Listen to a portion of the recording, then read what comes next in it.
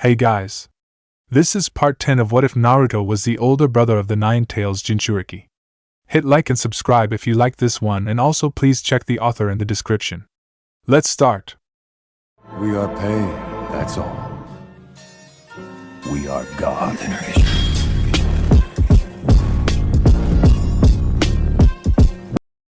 Chapter 51, Kusa's Hospitality Part 1.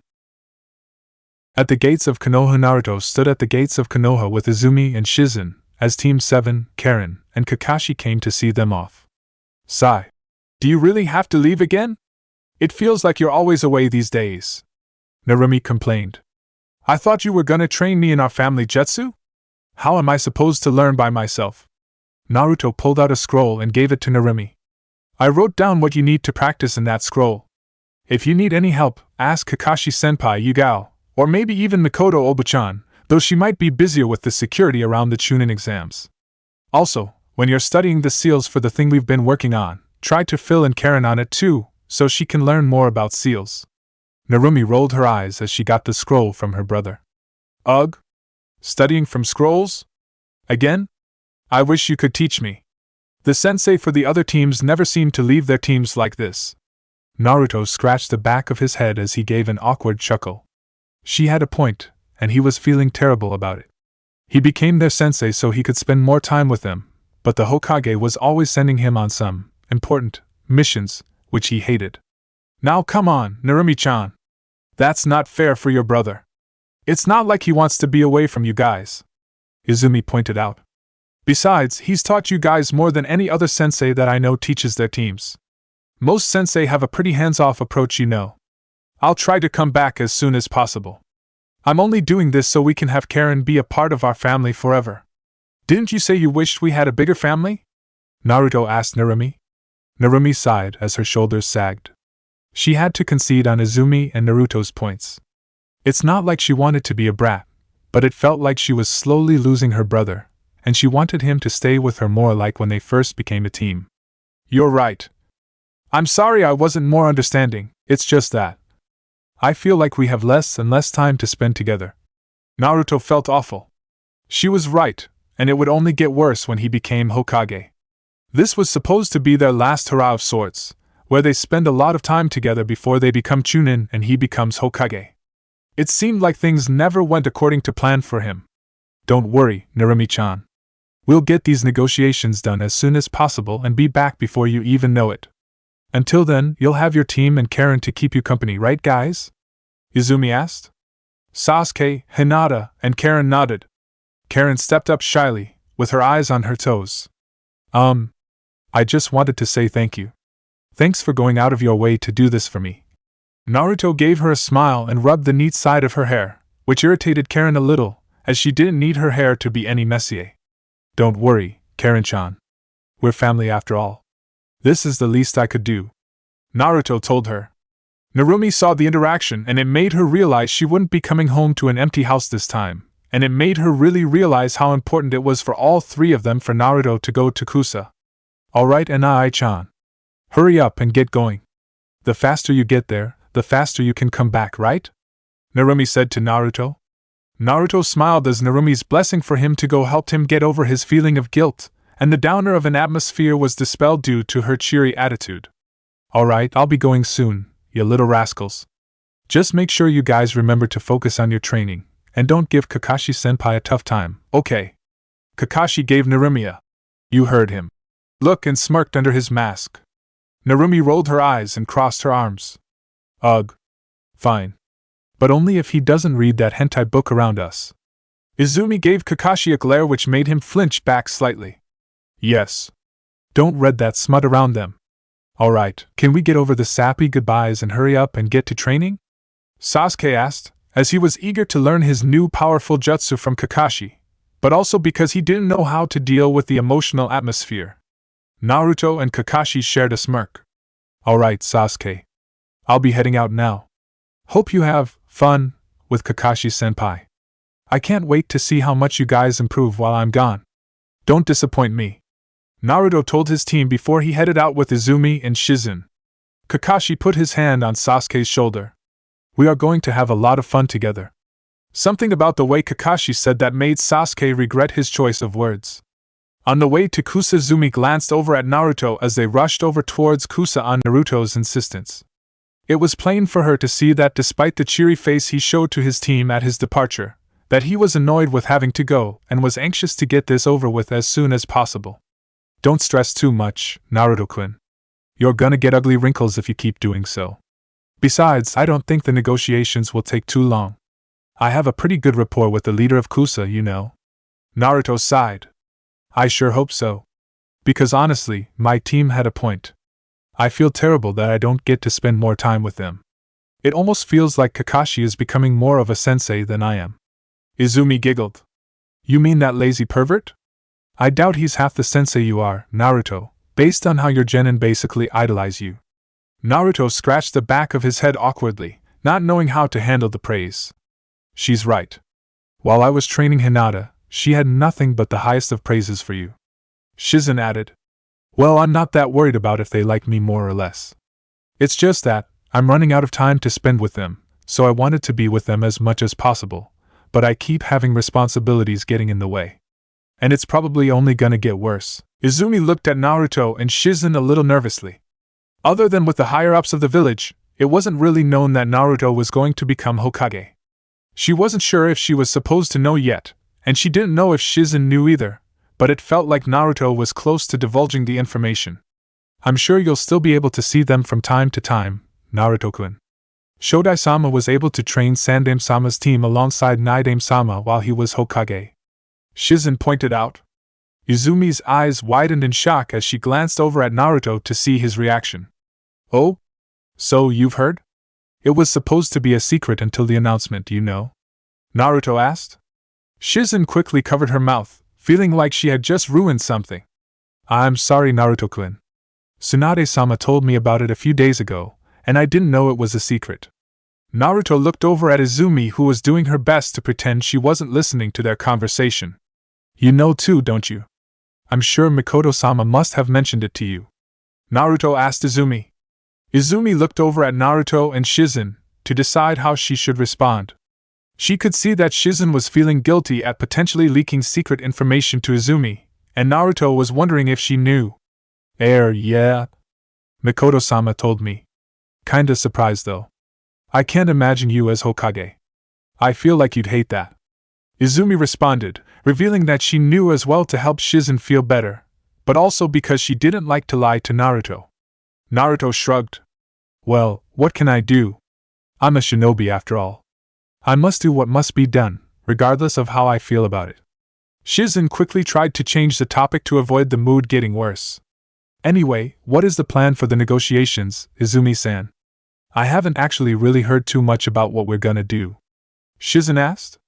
Right, so basically, we're going to talk to the leader of Kusa, Kayabetsu, to convince him that we can offer him something to replace Karen-chan. Izumi responded. And how are we going to do that? What does he want? What is he like? Shizen asked. Well, to be honest, he's a bit of a prideful person. He has a bit of an inferiority complex and demands respect. He tries to get respect through wealth and tries to leverage as much money as he can with his shrewd trade deals and other dealings. Izumi explained. Do you think we can just buy our way through? That would be really convenient. Naruto wondered. Izumi shook her head.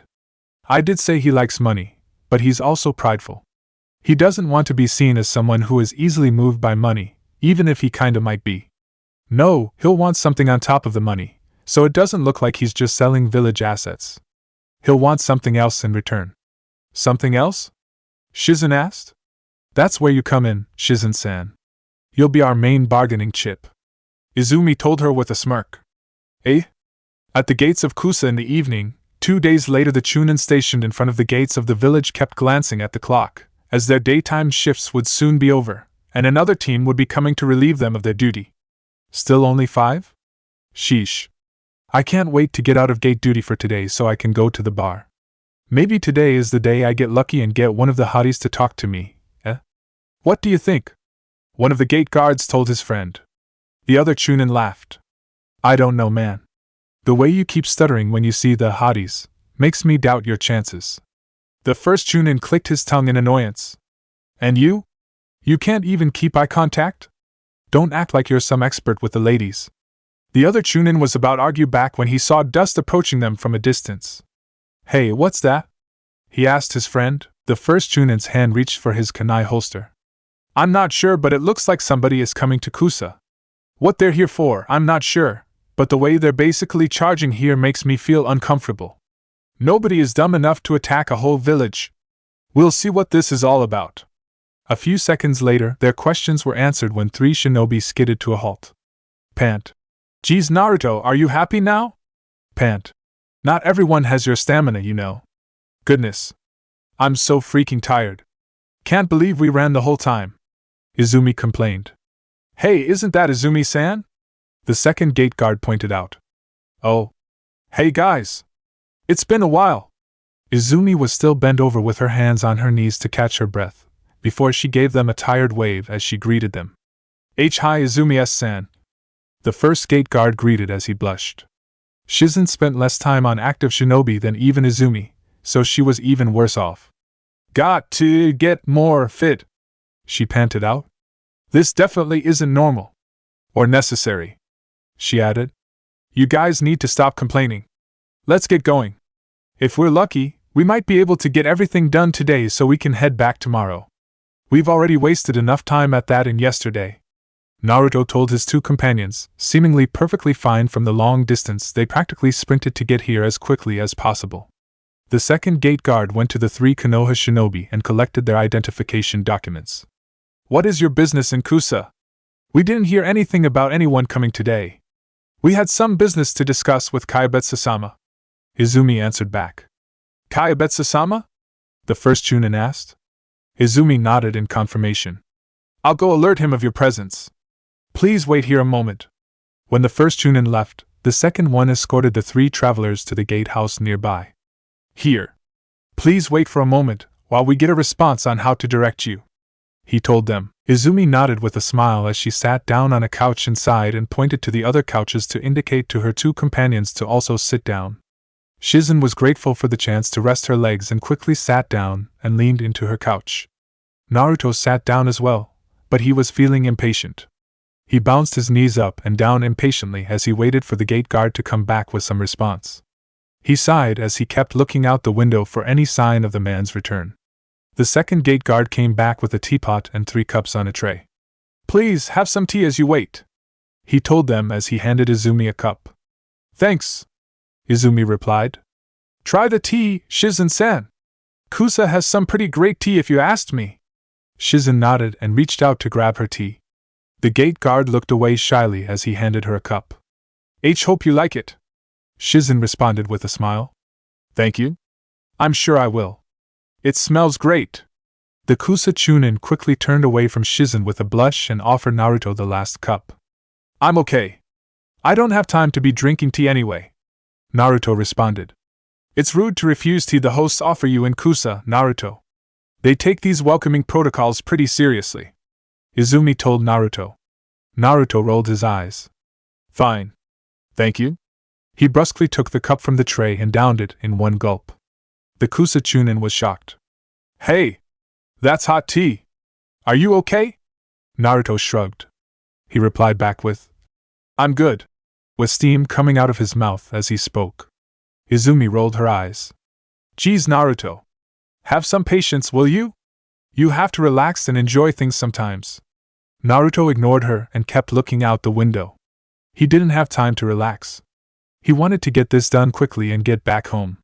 2 days here and 2 days back would mean that he'd already wasted close to a week of training time with his genin, who only had a few weeks left until he'd become Hokage and they'd become Chunin, if things went well for them. The sun looked like it would set soon, and then he'd have to waste another day in negotiations.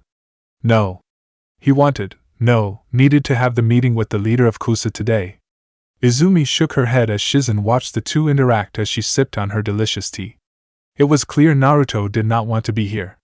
Izumi and Shizen began to chat with the Chunin who couldn't see meet their eyes for a few minutes before Naruto got up from his seat. They're here. The first gate guard escorted a man dressed in a robe to the Konoha delegation. Ah. Good to see you, Izumi-san. It has been a while. It's great to meet you too as well. the robed man greeted as he stepped into the guardhouse. Habu-san! Good to see you! How are your wife and kids? Izumi asked as she got up with a smile and greeted the man. They're doing quite well. My little Shisho-chan has just entered the academy a few months ago.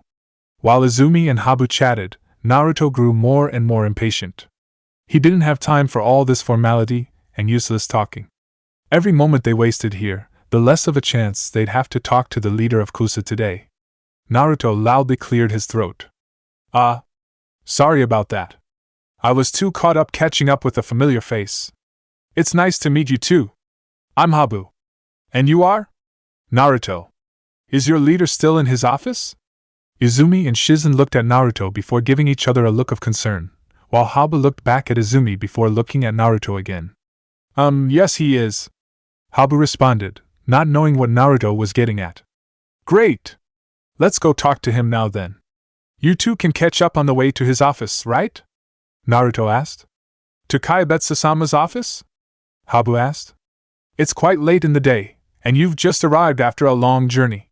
Don't you want to go to your accommodations first, and meet him tomorrow? Yeah, Naruto. Let's just meet him tomorrow. We're all dusty and sweaty from our trip here, and we don't want to meet him like this, do we? I sure don't, and I'm sure Shizen-san would enjoy a wash as well. Izumi commented, and Shizen nodded. We're all shinobi here. I'm sure he won't mind if you stink a little. Besides, it won't take too long. We just need to agree on a couple things, and we'll be good. I don't have time to waste here. Naruto responded. Habu-san, can you take us to Kayabetsu-sama right now? Habu was slightly taken aback at Naruto's rudeness and lack of tact, and glanced over at Izumi unsurely, before he responded. This is quite unusual, but I suppose we can greet him today. He only has an hour before he's out for the day though, so I'm not sure on how much you'll be able to accomplish. Don't worry about that. Just lead us. Naruto told Habu as he headed for the door. After Naruto exited, Habu gave Izumi a look of confusion before he followed Naruto out. Izumi sighed. Freaking Naruto. Why does he have to be so impatient? Let's go, Shizen-san. We have to make sure he doesn't do anything stupid, okay? Shizen nodded as she followed Izumi out. What a bastard. The first gate guard commented after the Konoha delegation left. Tell me about it. The second guard replied with a strange smile. What are you all smiley about anyway? The first guard asked. While you were out reporting to Kayabetsu-sama, I had a great time with Izumi-san getting to know her cute friend, Shizen-san. The first guard punched the air. Damn it! I knew I should have sent you instead. And if you did? You probably would have stuttered the whole time anyway. The second guard joked. Shut up with your smug mug, and just tell me about them. Are they single? At the leader of Kusa's office, Kayabetsu was reading through some scrolls at his desk when there was a knock on his door. Kayabetsu-sama? There are some guests from Konoha that want to see you. His secretary informed him through the door. Kayabetsu wondered as he looked at the clock in his office. It was past 5:30, and he'd be done with work for the day soon. Why were they here? He had sent Habu to escort them to their accommodations, not to bring them here. Kayabetsu-sama? The secretary called, unsure if he heard her due to the lack of response. Send them in, Kuroba-san. Kayabetsu told his secretary as he rolled up the scroll. Naruto came in shortly, followed by the others, who didn't look so happy, and gave Kayabetsu a bow. Nice to meet you, Kayabetsu-sama. I am Uzumaki Naruto of Konoha. The clan head of the renowned Uzumaki clan, eh? Kayabetsu said a little sarcastically, as he wasn't pleased with how Naruto had taken the liberty to keep a Kusa asset at his house without permission. He then turned to look at Shizen. And you are? Shizen gave him a deep bow before responding. I am Kato Shizen. It is an honor to meet you, Kayabetsu-sama. Kayabetsu nodded as he gave her a polite but subtle smile. Nice to meet you, Shizen-san. He then turned to Izumi and gave her a slightly more genuine smile. Izumi-san! It's good to see you again. Izumi responded with a smile and a bow. Likewise, Kayabetsu-sama. I had been wondering how Kusa had been doing since the last time I was here, and it seems like it's been thriving under your guidance. That hotel in the square wasn't here the last time I was here, and it looks like my favorite tea shop got a renovation. Kayabetsu's smile grew with Izumi's flattery. Well, we've had some good fortune as of late, I suppose. Naruto started getting impatient and crossed his arms as he waited for them to finish up with their pleasantries. Kyuubi noticed this and turned his attention to Naruto. "So, how can I help you?" Naruto was glad he could finally get to business after what seemed like hours of useless chatting. "I was wondering if we could get down to business, since time is in short demand." The leader of Kusa looked over at Izumi to figure out what was going on, because the other Konoha shinobi that had come before had usually been more willing to stick to the cultural norms of Kusa and do things at their pace. "By business, you mean negotiations about the transferal of my clansman, Uzumaki Karen." Naruto quickly blurted out, cutting Kyuubi off. Of course. But this couldn't wait until tomorrow?" Kyuubi asked. Izumi could already see this was starting off on the wrong foot, so tried to step in and salvage the situation. "I think that could work great. Maybe we should just come back tomorrow after we've had time to freshen up after our trip," Izumi suggested, with Shizen nodding in agreement. However, Naruto was feeling the time crunch and wanted to avoid pointless wastes of time. "Can't we just get it done today? There's still a lot of time left in the day. Why put off until tomorrow what we can do today? I don't really want to waste time if we don't have to." "Fine. I suppose we'll do it your way. Let's go to the meeting room then," Kyuubi said with the friendliness in his voice now gone. He went over to the door, followed by Habu and his ANBU guard, and headed towards the meeting room. As Naruto followed them out, Izumi grabbed him roughly by the arm. "Remember, Naruto, I'm the head negotiator here. You're making things difficult by being so rude and impatient," she hissed in his ear. Naruto raised his hands to show that he was backing off. "Sure thing. Go negotiate. I was just trying to help you speed things along. The pleasantries were wasting so much time." Izumi's eyebrows furrowed in frustration. "That's how you make friends, Naruto. By being willing to listen to people and empathize. Well, good thing I'm not here to make friends. I'm here to reclaim my family," Naruto replied before he left Izumi to follow the Kusa leader. Izumi sighed. Why couldn't he see that making friends could help him, back in Konoha in Training Ground 7? Alright. Now you can take a quick break," Kakashi told the exhausted genin of Team 7. The three collapsed to the ground, with the three of them immediately reaching for their pouches to drink some water. Enko walked over to Kakashi and took a seat by him. "Geez, Kakashi. You're training these kids like they're ANBU. Cut them some slack, will you?" Like ANBU? A shinobi is a shinobi. There's no need to make these classifications. I'm just doing a favor for my favorite Kohai by training them, and I intend to do a good job, so I don't get Naruto on my ass," Kakashi replied.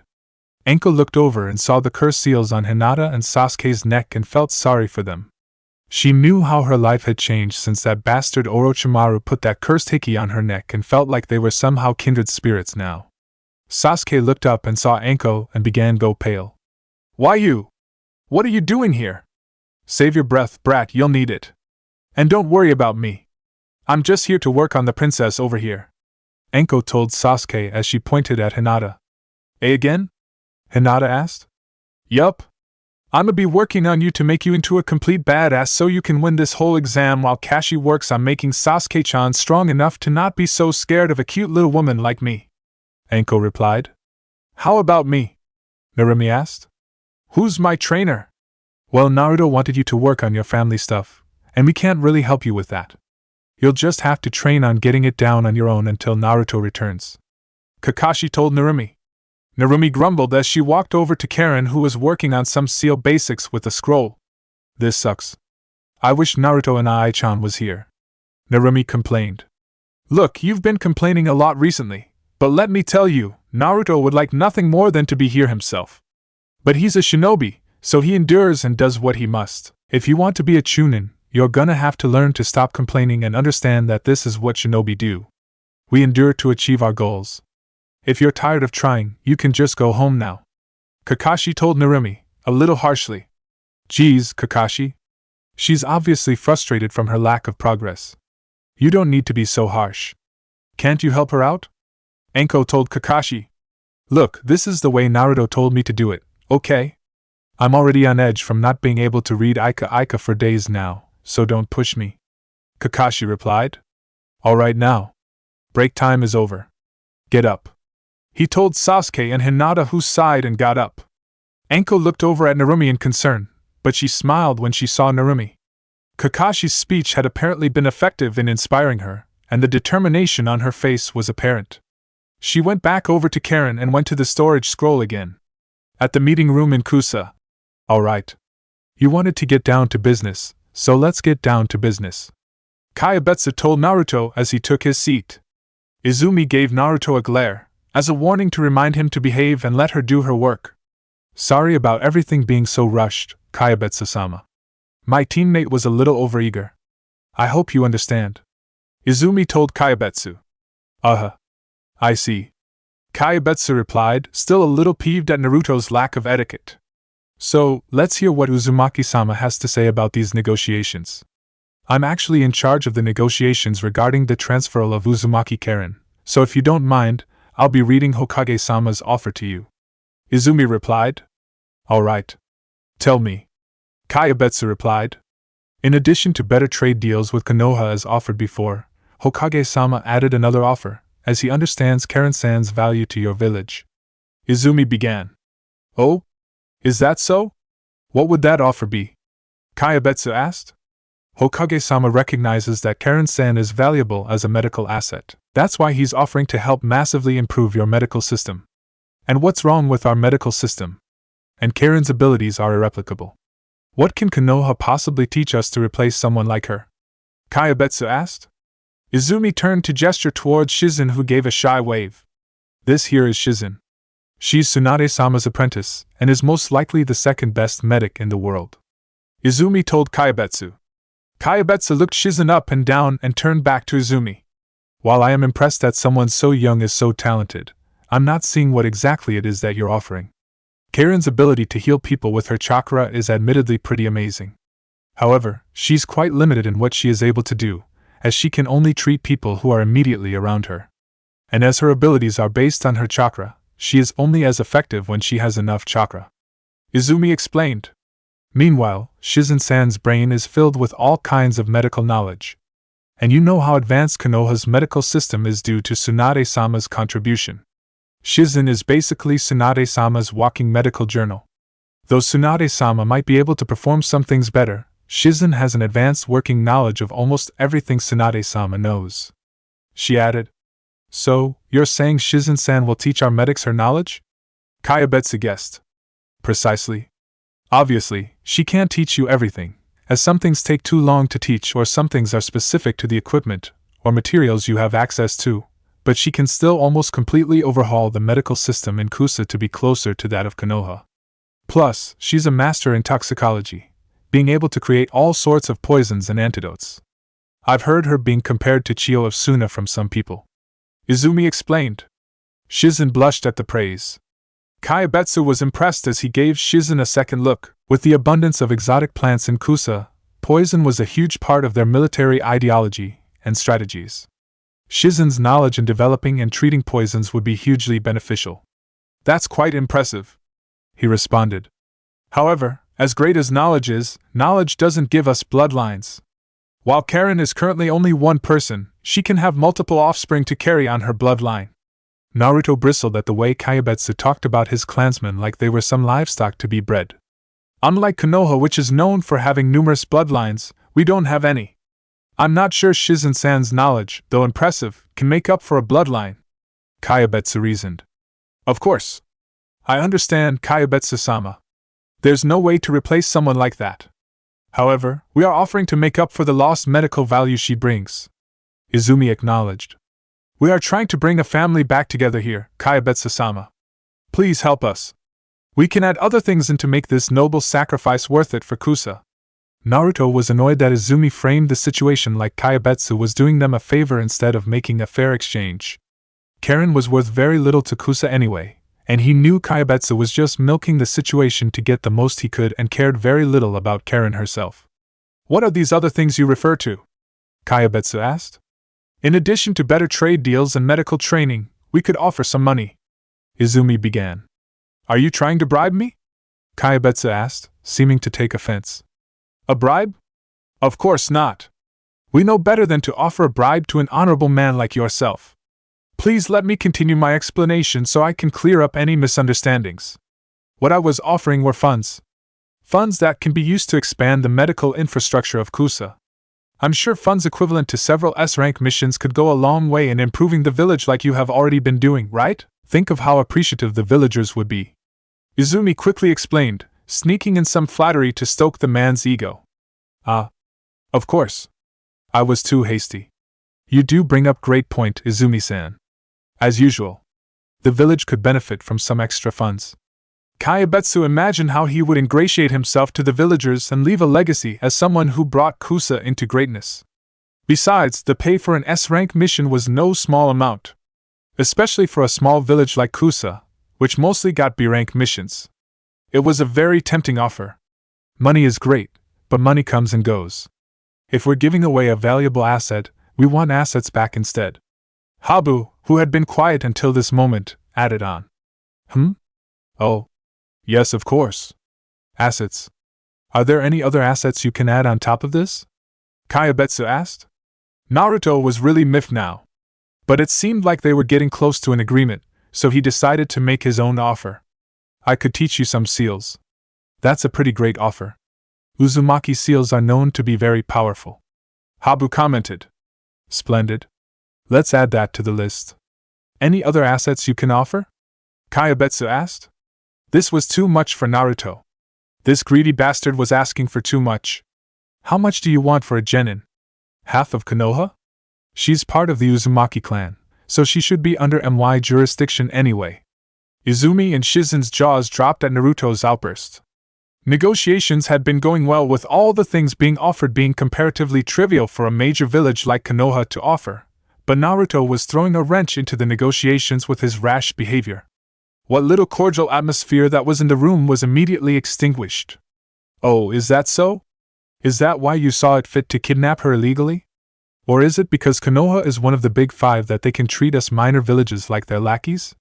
Tell me, does Karen's allegiance belong to Kusa first or the Uzumaki clan first? Kayabetsu asked Naruto with a cold glare. She shouldn't have been here anyway. The Uzumaki are a Konoha-based clan. She belongs with her family. Naruto yelled. It sounds like you're saying clan comes over the village, Uzumaki-san.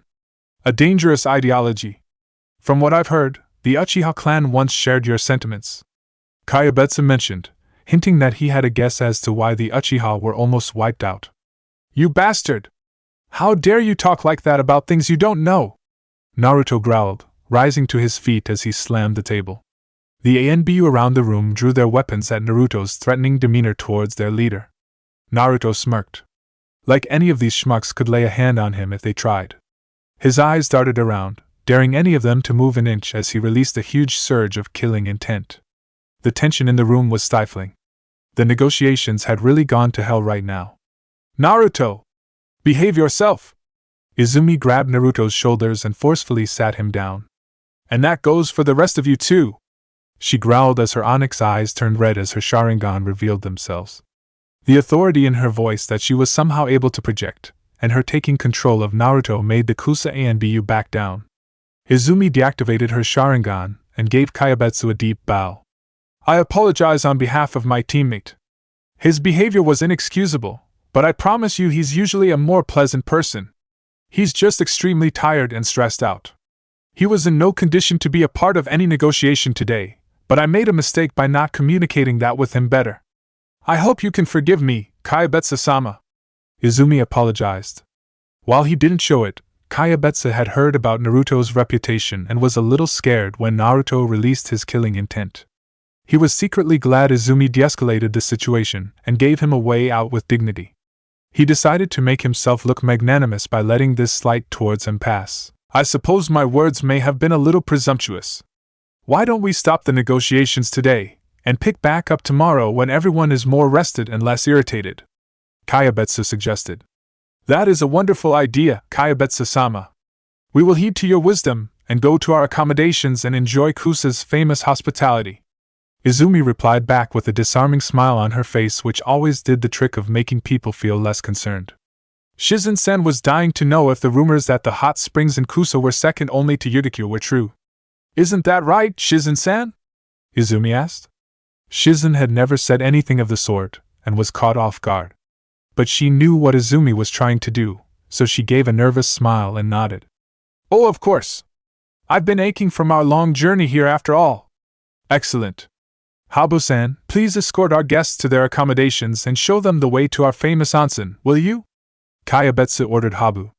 Of course, Kayabetsu-sama. Habu responded. Come, follow me. He told the Konoha shinobi as they followed him out. We're going to have a chat about this. Izumi growled into Naruto's ear. Naruto felt a chill going up his spine. Izumi had never talked to him like that before, and it was actually kind of scary. Besides, he knew he had messed up by letting his emotions get to him, which could have ruined the whole negotiation. Back in Konoha, with Narumi and Karen. Yay! You're a genius, Karen-chan! That was a breakthrough! I think if I practice just a little bit more, I can master it! Narumi shouted as she jumped in the air with her fist punching the air in victory. Ugh! I'm so tired! Karen whined as she walked back home with Narumi. Craning over scrolls and writing all day is making my back and arms sore. Narumi scratched the back of her head as she wondered what it was like to be sore. I remember Naruto and Ai-chan saying taking a hot bath helped with soreness, but I never really get sore, so I don't know, OMG. Please! Can we go to a bathhouse? I used to go to the bathhouse in Kusa all the time. Karen asked Narumi. Sure! Why not? I heard the bathhouse has some great snacks too. Narumi replied as she led Karen to a bathhouse she had passed by several times. Some time later, at the bathhouse, Narumi had let Karen go into the onsen first, while she went out to get some snacks. I heard the wagashi is good here. What should I get? Some manaka? Or maybe get some dango? She debated with herself as she headed towards the shop, when she thought she heard something. It's been a while since I've been here. And boy are the women here still as beautiful as I remember. There's something about kunoichis and their firm bodies that civilians just can't replicate. Although those soft civilian bodies have their own charm too. Narumi was horrified at what she heard and went towards the voice to see who this weirdo was. When she went through some bushes, she found a strange large man with long, white spiky hair, peeping into the onsen through a hole in the wall around it. Oh my gosh! What are you doing? You pervert! Narumi screamed. The man leapt at her faster than she could react and clamped his hand over her mouth as he escaped the scene with her. When they were a short distance away from the bathhouse, he let her go. Geez, what was that all about? You almost got me caught. That was kind of the point. You pervert! Narumi screamed back. I'm not a pervert. I'm a super pervert, the man replied back. Narumi was taken aback. Not only had she never seen a grown-up say something so childish, but she was shocked that he was so open with his creepy behavior. Well, what the heck? What kind of weirdo are you? Who let you in here in the first place? The man grinned as got into a strange stance. I'm no weirdo, and I don't need permission to come into Konoha either. I'm the gallant Jiraiya, sage of Mount Myaboku and one of the Sannin. The man declared in a loud voice as he jumped up, clapped the geta on his feet together, and landed in some showy stance. Narumi felt a drop of sweat form on her forehead. Perhaps Tsunade Bachan needed to look into his brain, preferably after opening up his skull with her bare hands. Okay. Narumi replied, not knowing how else to respond to this flamboyant man. Jiraiya maintained his stance for a couple seconds, waiting for Narumi to show more of a response until it got awkward. That's it? That's all you have to say to my introduction? Jiraiya asked. I mean, 3 out of 10 on the theatrics, I guess? Narumi answered back, not sure if that was what he meant. 3 out of 10? Geez, kid. Stingy with the points. I'd say that was at least a solid 7. Jiraiya replied back. Narumi shrugged. Sorry. I'm just not that impressed. Really? You know how hard it is to learn all these kabuki stances? I had to find someone in the capital to learn that. Getting that geta clap down was also wait. That's not even the point. Don't you know who I am? Is that how you react to someone of my caliber?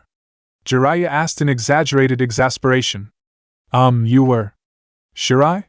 Sorry, I couldn't really hear you with all the other stuff you were yelling out. Narumi told the bewildered man. Jiraiya. It's Jiraiya. The white-haired man yelled out. You know, like Jiraiya of the Sannin?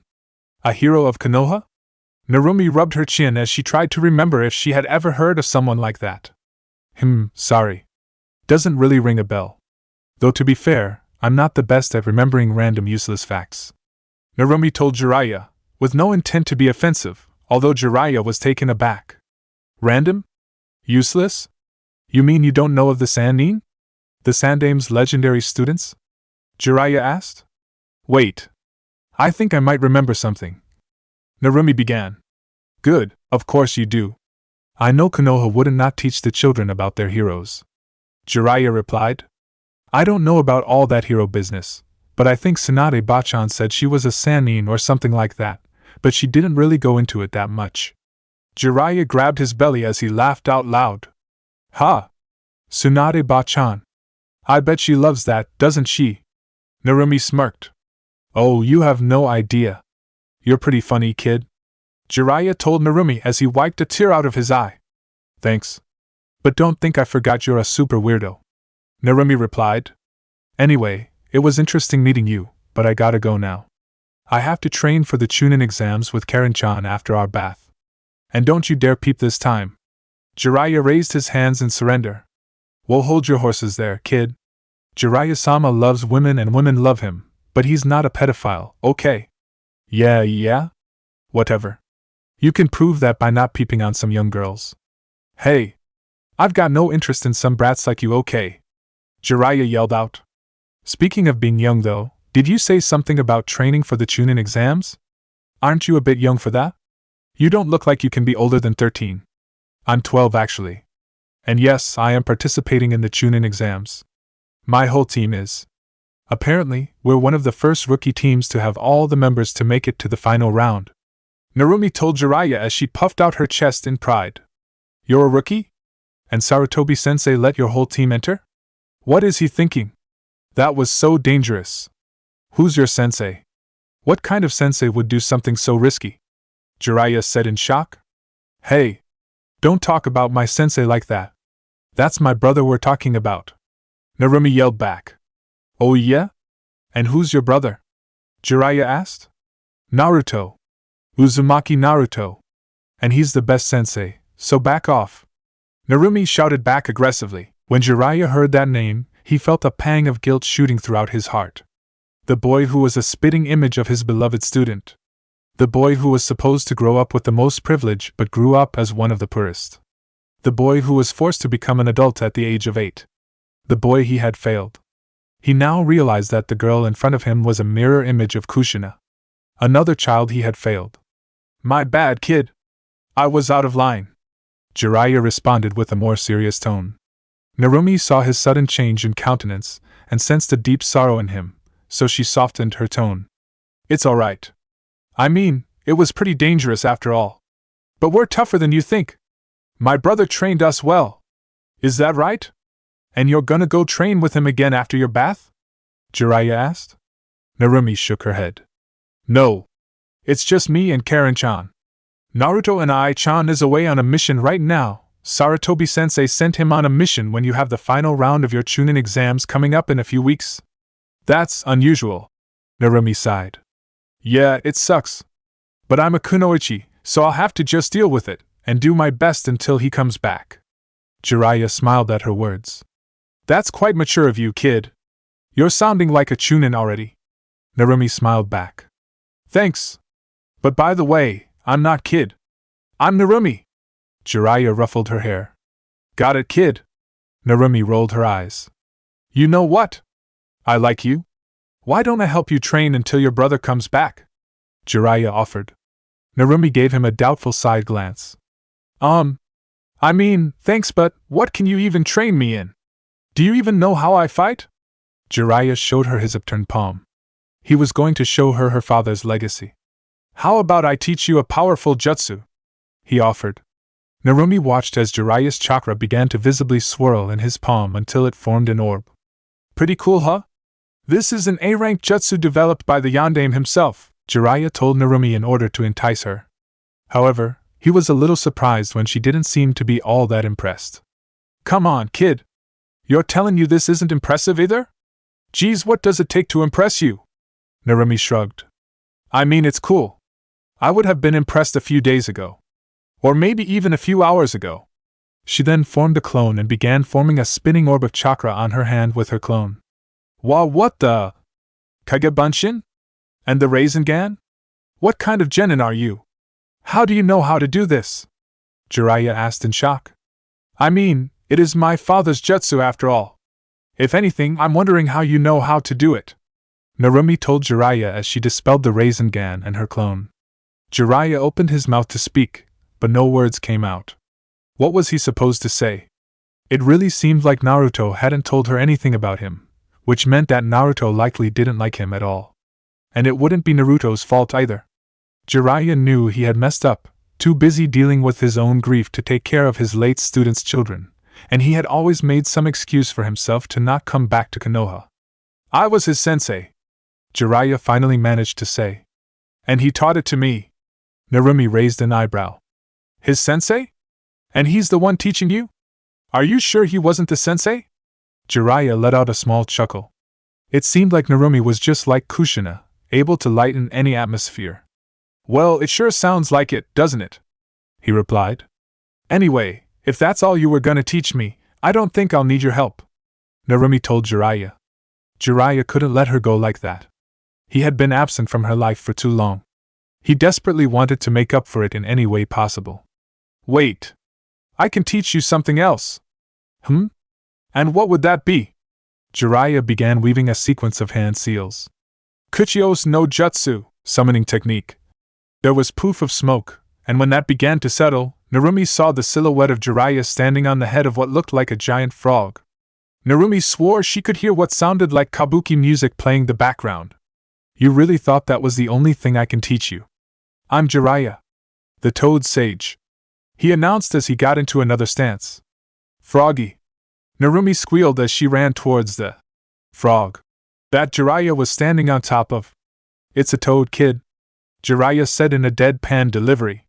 Frog, toad, whatever. Still cute, Narumi told Jiraiya as she petted the giant toad. You can teach me to do that too? Narumi asked as she looked at Jiraiya. Jiraiya gave her a smirk. Of course. That's just a tiny bit of what I can do. Narumi rubbed her palms together. Now we're talking.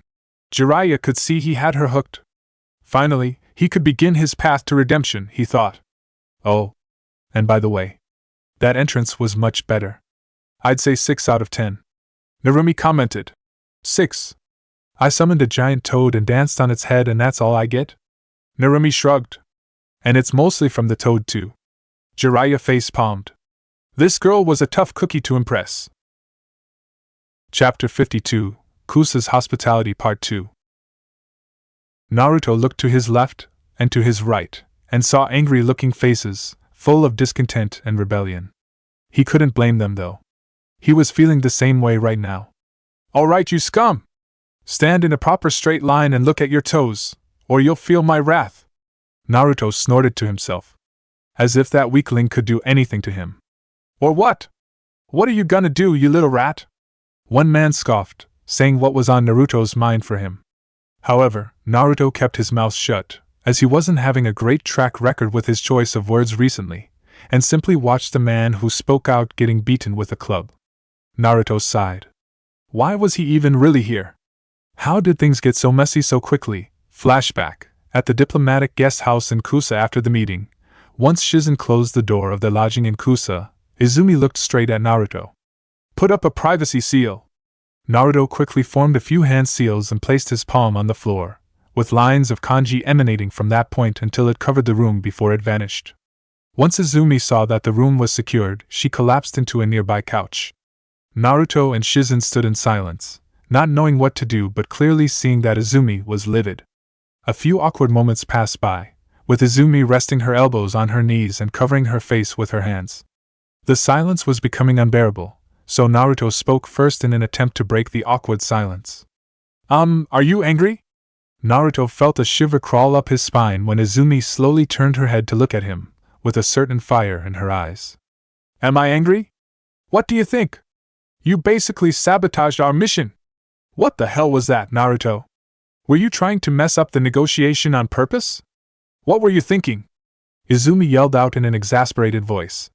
Naruto was taken aback at her yelling, as she had never done that to him before. However, he still didn't feel like he was completely in the wrong. What did you want me to do? The guy was being unreasonable and was a massive dick.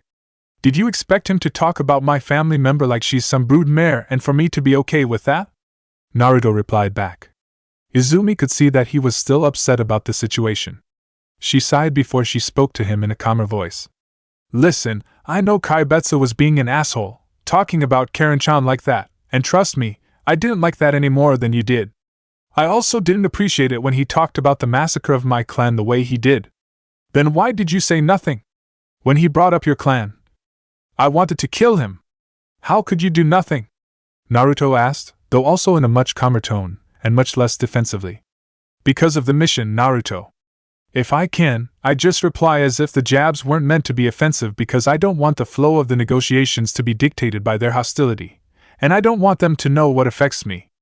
I want to stay on topic and let them get away with small things if it means smoother negotiations. Izumi replied. I don't know. I feel like they shouldn't be allowed to get away with insults like that. Doesn't that affect the prestige and honor of our village?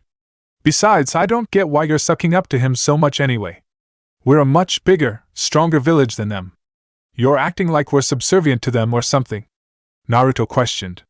So you think because we're stronger we need to enforce our will on them or something? Izumi countered. That's how you get villages to hate us. Backstab us. You're going to be our Hokage soon, Naruto. You need to see the bigger picture.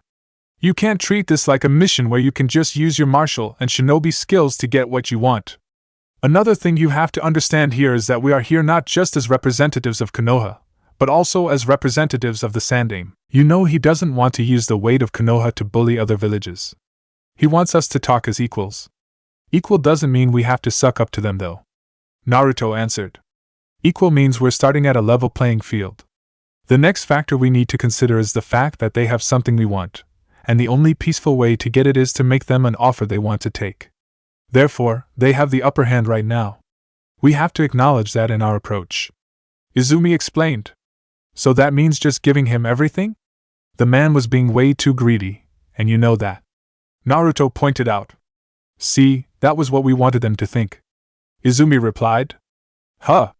Naruto was puzzled. What was she talking about? The plan was to make them think they were getting the better end of the deal, so that they feel good about the deal and not feel like they were ripped off, and they will either be grateful to Konoha for treating them fairly and form a better relationship with us, or they'll try to at least maintain a friendly relationship with us to get things out of us. However, what they don't realize is that they're actually not getting all that much from this deal. Izumi explained. What do you mean? They're getting a bunch of money, an overhaul of their medical system, and Uzumaki seals, and he still wasn't satisfied. Our economy compared to theirs is massive. A few S-rank pays won't even be noticed in Konoha, while in Kusa, it would be considered several months or even several years' worth of missions. The real kicker, though, is that the medical training and infrastructure overhaul would require changes in equipment. Equipment that can only be purchased from Konoha or the Land of Fire.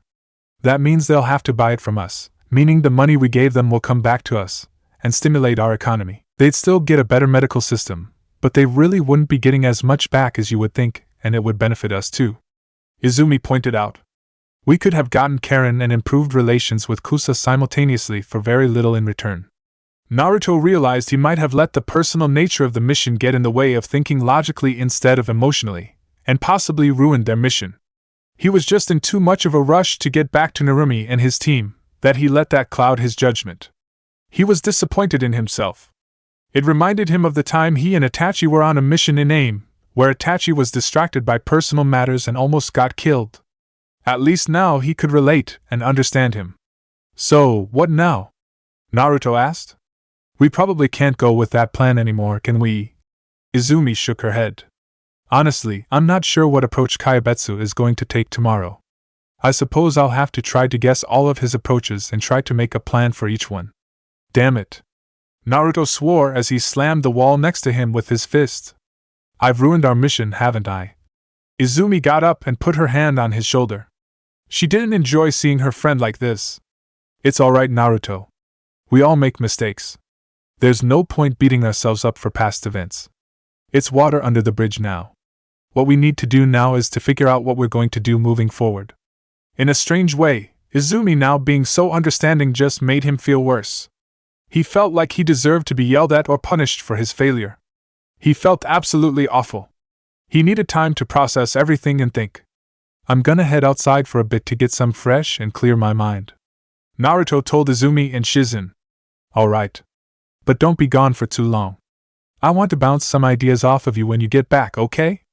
Izumi told Naruto. Naruto nodded before he left their lodging. Alright, Shizen-san, let's try to figure out what Kaibetsu is going to do tomorrow, Izumi told Shizen. Shizen nodded before she sat down on another couch next to Izumi. She had been quietly observing the two, and she had to say, she was quite impressed at how Izumi thought and how she dealt with Naruto. Izumi was definitely more mature than Tsunade, to say the least, she thought. Out in the streets of Kusa, Naruto walked around the streets with his hands in his pockets, using his own peripheral view to navigate aimlessly around the village as he stared at the ground, deep in thought as he walked. He soon found himself at a small bridge which went over a small stream, and he decided to stay here for a moment to reflect on what happened. He leaned his elbows over the railing and stared into the stream of water, which sparkled from the stars above and the lamps that were hung over the bridge, as he let his thoughts flow like the stream that ran beneath him. I can't believe I acted so rashly. I should have known better. I'm a Jonin, a former ANBU captain. How could I act on emotions like that? I'm going to be the next Hokage, for crying out loud. How can I expect to be a good Hokage if I can't even keep my head on straight in situations like that? Am I ready to be one? I'm still so immature. Am I even fit to be Hokage at all? He thought to himself. Naruto shook his head in disappointment. Izumi was right. He was so caught up in the personal stakes of the mission that he failed to see the bigger picture. What was I doing? If I only took the time to really understand what was going on, I would have used this opportunity to learn from Izumi. Maybe that's why Sandaime-sama made me tag along in the first place. I should have let her make the decisions. If only I didn't rush things and was more patient. While Naruto was mentally beating himself up, his sharp senses were still active, and he noticed someone approaching him. Mind if I join you? A bald man with a brown beard and a green robe asked as he leaned over the same railing Naruto was leaning on. I was just about done, Naruto replied as he got up. It's all yours now. He didn't know who the man was and kept his guard up. There's no need to be so wary of me, Naruto-san. I'm on your side, the man replied. That just made Naruto more suspicious. How did the man know who he was anyway? Oh? Is that right? The man nodded with a smile. Word got around. I heard your talks with Kaibetsu-sama didn't go that well. Listen, I don't know where you heard all this or who you are, but I'd like to be left alone. Oh, how rude of me. Allow me to introduce myself. My name is Tarika. I believe I may have a way to help you get what you want, Naruto-san. I'm not sure that's any of your business, Tarika-san, Naruto replied. Why do you care anyway? Oh, but that's where you're wrong. It is my business. His decisions as a leader affects the whole village. You presented him with a more than generous offer, but that greedy man kept demanding more, and went so far as to insult you. The talks were more intense than we anticipated. That's all, Naruto said tersely, in an attempt to keep his view of the situation as vague as possible. He wasn't sure if he was being baited into a trap, so he wanted to keep his thoughts to himself. I'll be blunt and say what's on both of our minds. We both know Konoha is the stronger village, and we have no business treating her delegates with such disrespect. The man is a fool, and we all know it. His decisions and rash behavior are going to bring danger and destruction to this village one day, Tarika replied. Naruto agreed with everything the man was saying, but he wasn't sure if the man was to be trusted. Listen, why don't you join me for some tea? Just have some tea with me, and maybe you can get to know me better and see if there's anything I can do for you. It's not like asking you to kill anyone. It's just some tea. Naruto remembered that Izumi told him to not be out for too long, and his gut told him not to agree. However, Izumi also said it was important to make friends, and that tea in Kusa was important or something. His instinctive reaction in the negotiations got him in trouble, so maybe it was time to ignore his instincts and try a new approach, even if he was no good at it. Maybe he could make up for his mistake by gaining an ally? If it came down to it, he didn't have to do anything and just leave, right? The next day, in the meeting room, the Konoha delegation entered the room the next morning and was surprised to see the number of people that were inside, some faces that even Izumi had never seen before. Izumi wondered if Kayabetsu had brought in backup in case Naruto misbehaved, trusting in numbers to protect them. "Good morning, Kayabetsu-sama," Izumi greeted with a smile as she walked in the room. "What's with all the new faces?" Kayabetsu merely nodded as a response to her greeting and ignored her question, which made her immediately feel like something was up. After a few moments of silence where Kayabetsu merely gave each member of the Konoha delegation a look over, he finally spoke. "So, how did you enjoy our hospitality last night?" "Oh, we quite enjoyed it. We loved the hot springs. They truly lived up to the rumors. Isn't that right, Shizen-san?"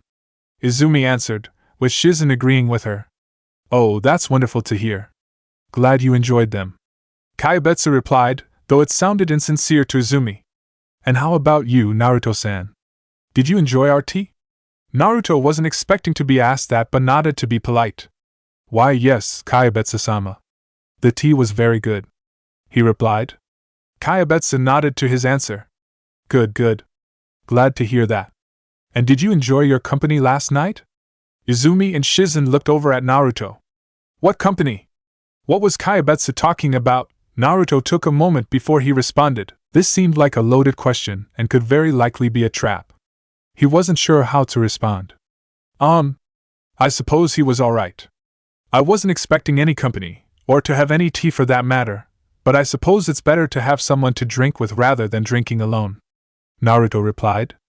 Izumi wasn't feeling comfortable with the current atmosphere and flow of the conversations, so she decided to steer it back to what was important.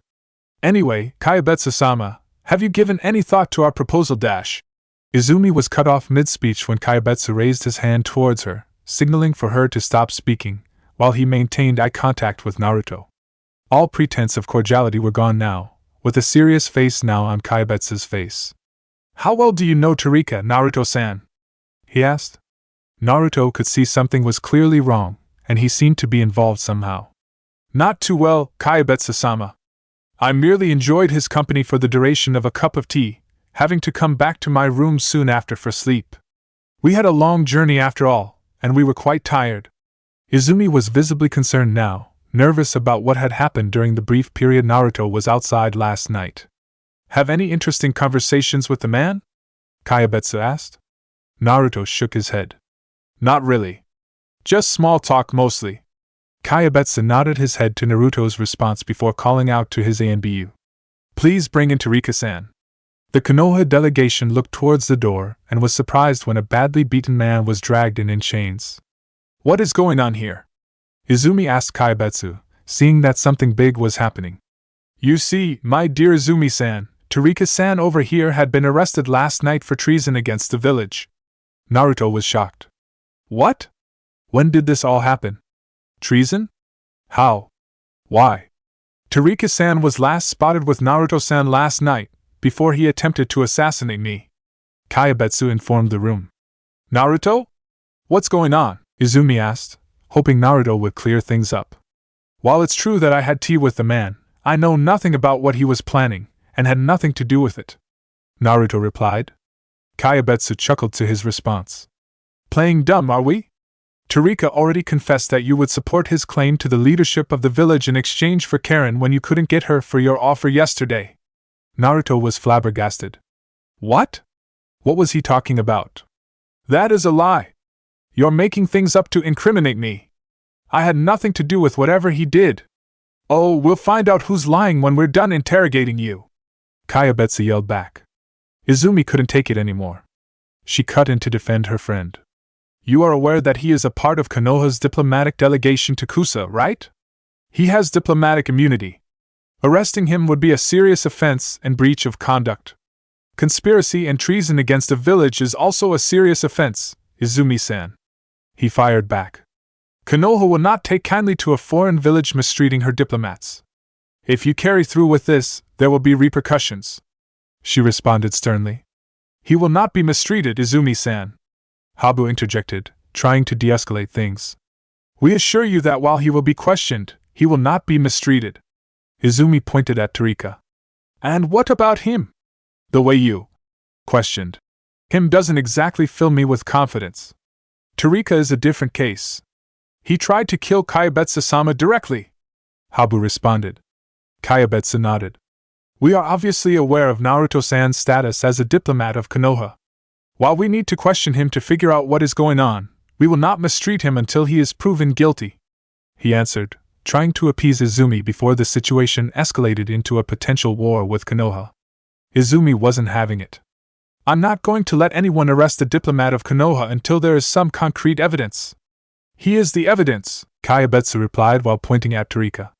"Until we hear Naruto-san's side of the story, we won't really know what happened, Izumi-san," Habu pointed out. "Well then ask him here. What's the problem? Why are you trying to arrest him?" Izumi asked. "We need to speak to him privately. It's really just standard procedure. I'm sure Konoha has similar policies," Habu replied. Izumi was still furious, but Naruto cut in, not wanting to escalate things. "Fine. I'll go in for your questioning." "Naruto! What are you saying?" Izumi exclaimed in shock. "I did nothing wrong. However, clearly, there's some confusion about what happened last night. If they're really just going to ask questions, I'll clear it up and be back soon. Don't worry about me. You know I can handle myself," he replied, trying to fix another problem he made for Izumi. Kayabetsu nodded in agreement. "I'm sure that if he's innocent, and it was just a misunderstanding, everything will be fine. Don't worry too much, Izumi-san. We're just going to ask him some questions. We assure you that he won't receive the same treatment as Torika." Izumi was still concerned, but Naruto gave her a look that suggested he knew what he was doing. She wasn't sure what was going on, but she decided to respect his decision. For now. With Izumi's nonverbal acceptance, Kayabetsu proceeded to call for his men. "Mui! Take Naruto-san away for questioning. See to it that he isn't mistreated," Kayabetsu ordered. "Of course, Kayabetsu-sama. As you command." The man with long, flowing black hair named Mui responded as he stepped forward from behind Kayabetsu to escort Naruto towards the door with several ANBU. "Don't worry too much, Izumi. I'll be back soon," Naruto assured as he was escorted out of the room. His words didn't assuage her concerns at all. Izumi and Shizen gave each other a look in concern. This was not something they had predicted would happen. Things were going wrong, terribly wrong. Izumi now had the difficult task of deciding what to do next. Out of the meeting room, in the hallway, once Naruto, Mui, and the ANBU were far away enough from the meeting room, the ANBU suddenly grabbed Naruto's arms. "Hey! What the hell are you doing?" Naruto asked in surprise as he tried to shake off the ANBU. "Just standard procedure. Nothing to worry about," Mui replied as he slammed his palm into Naruto's chest, branding him with the seal. "Katon Tenro, fire release, heavenly prison!" Naruto was sent flying into a wall behind him, as black lines began to spread out over his body. He quickly recovered and rose to his feet. After being promised he would be unharmed and merely questioned, he was now being struck by some unknown jutsu? This was a breach of their agreement, and an attack on his person. He needed to get back to Izumi and Shizen right away. Naruto only needed one hand to form a shadow clone, so he smashed his shoulder into the ANBU on his right before jerking his arm free. Kagebunshin no Jutsu, Shadow Clone Technique. He was caught off guard when his entire body felt like it was on fire, and his clone poofed out of existence immediately. He then collapsed from the pain, which felt like fire was consuming him from the inside out. "Bind him and place him into a cage!" Naruto heard Mui order the ANBU around him before he passed out. Flashback and at the present Naruto's side. He couldn't believe he was taken by surprise like that. He was supposed to be one of the strongest shinobi in Konoha, and he was somehow taken captive against his will by much weaker people. "Guess I should have taken my own advice and stayed more vigilant," he thought to himself. "And that's the last time I'm going to try to solve things like that. Next time, I'll do what I know best." "Alright, scum! Listen up! I am Yamaguchi, one of the guards here at Hozuki Prison, but to you, I might as well be a god," the guard declared, after he finished beating up the man who spoke out. "Hozuki Prison?" Naruto thought to himself in shock. "They brought me to freaking Hozuki Prison? For questioning?" He was now sure he got himself into deep shit. The worst part was that he basically volunteered himself for this. Damn Kusa! They knew exactly what they were doing. "I'll make them pay for this," he thought to himself. "During your very long, and most likely permanent, stay in Hozuki Prison, you will do exactly as we command. If we tell you to sit, you will sit. If we say jump, you will jump. If we tell you to sleep, you will sleep. If we tell you to eat shit, you will eat shit. Am I understood? The guard asked the prisoners in front of him. Naruto looked around to see the reactions of the other prisoners. The others with him were quite diverse in their composition. Some were tall, some were short, some were skinny, some were hulking, some were dark, some were fair, some were ugly, and some of them were pretty. Whoa! Does that man have some sort of jujitsu? Naruto thought to himself as he took a closer look at the androgynous-looking man with the green bandana. What kind of eye was that? A whitish, purplish eye with concentric patterns? He turned his attention back to the situation when he heard someone else speak up. What if I don't want to, Yalaki? I'm the electric eel of Kumo. You don't get to tell me what to do. A darkish man with a white mohawk that was apparently known as the electric eel of Kumo shouted out. The guard walked up to him until he was directly in the man's face. What did you say to me, scum? The guard growled threateningly. Looks like you got hearing problems, huh? I said what? If I don't want to, the electric eel reiterated in the guard's face. I suppose I'll have to make an example out of you, don't I? The guard said to the man. You're welcome to try, punk. The prisoner from Kumo challenged with a smirk. The guard pushed the man back to give him to knock him off balance, and to also give himself room to swing his club. However, the electric eel was still a shinobi, and the shove did little to affect his balance. Ha! As if you'll land a hit on me with that clumsy tool! The electric eel shouted as he brought up his cuffed hands to form a couple hand seals. Electricity sparked from the man's hands briefly before they fizzled out with the man collapsing to his knees with a scream of pain. Argh! My body is on fire! The man screamed as he convulsed in pain before he promptly passed out. TCH, idiot! Naruto heard the man with the strange eyes whisper to himself. Looks like I won't even need this club to deal with you after all. The guard said to himself before he kicked the man a couple times. He then recomposed himself and turned back to the other prisoners, as a couple junior guards came and put some smelling salts under the Kumo man's nose before they forced the man back up on shaky legs. Anyone else want to try anything? The guard asked the prisoners, daring any of them to challenge his authority. I don't care if you were the electric eel of Kumo or the sand eater from Suna while you were outside. Your chakra is sealed away with the warden's tenro, meaning you can't use jutsu in here. You're basically civilians now. So good luck trying anything stupid here. The other prisoners saw how quickly the electric eel was taken down, and could see how the man was barely standing after being revived. They decided they wouldn't make a scene. The guard looked around smugly, seeing how he was able to break these new batch of prisoners in. He was getting good at this, he thought to himself. His smug silence was broken when he heard someone cough lightly to bring attention to themselves. The guard's smug smile turned into a stern snarl. And what's your problem, scum? Have something to say? Naruto nodded. As a matter of fact, I do. I was told I would be brought in for questioning by Mui. Where is he? You don't get to talk about the warden so casually, scum! Yamaguchi screamed as he roughly poked Naruto in the chest with his club. I'm a diplomat of Konoha. I don't know what's going on, but I'd suggest you don't do that. Naruto warned. The guard was thrilled to make another example out of this blonde, proud-looking prisoner. I don't care who the hell you thought you were outside of these walls. While you're here, you're just scum, so act like it. The guard replied as he continued to poke him with his club, hoping to get a violent reaction out of Naruto, so he could beat him. Naruto brought up his cuffed hands and knocked the club aside. Stop that. I'm warning you. Warn me?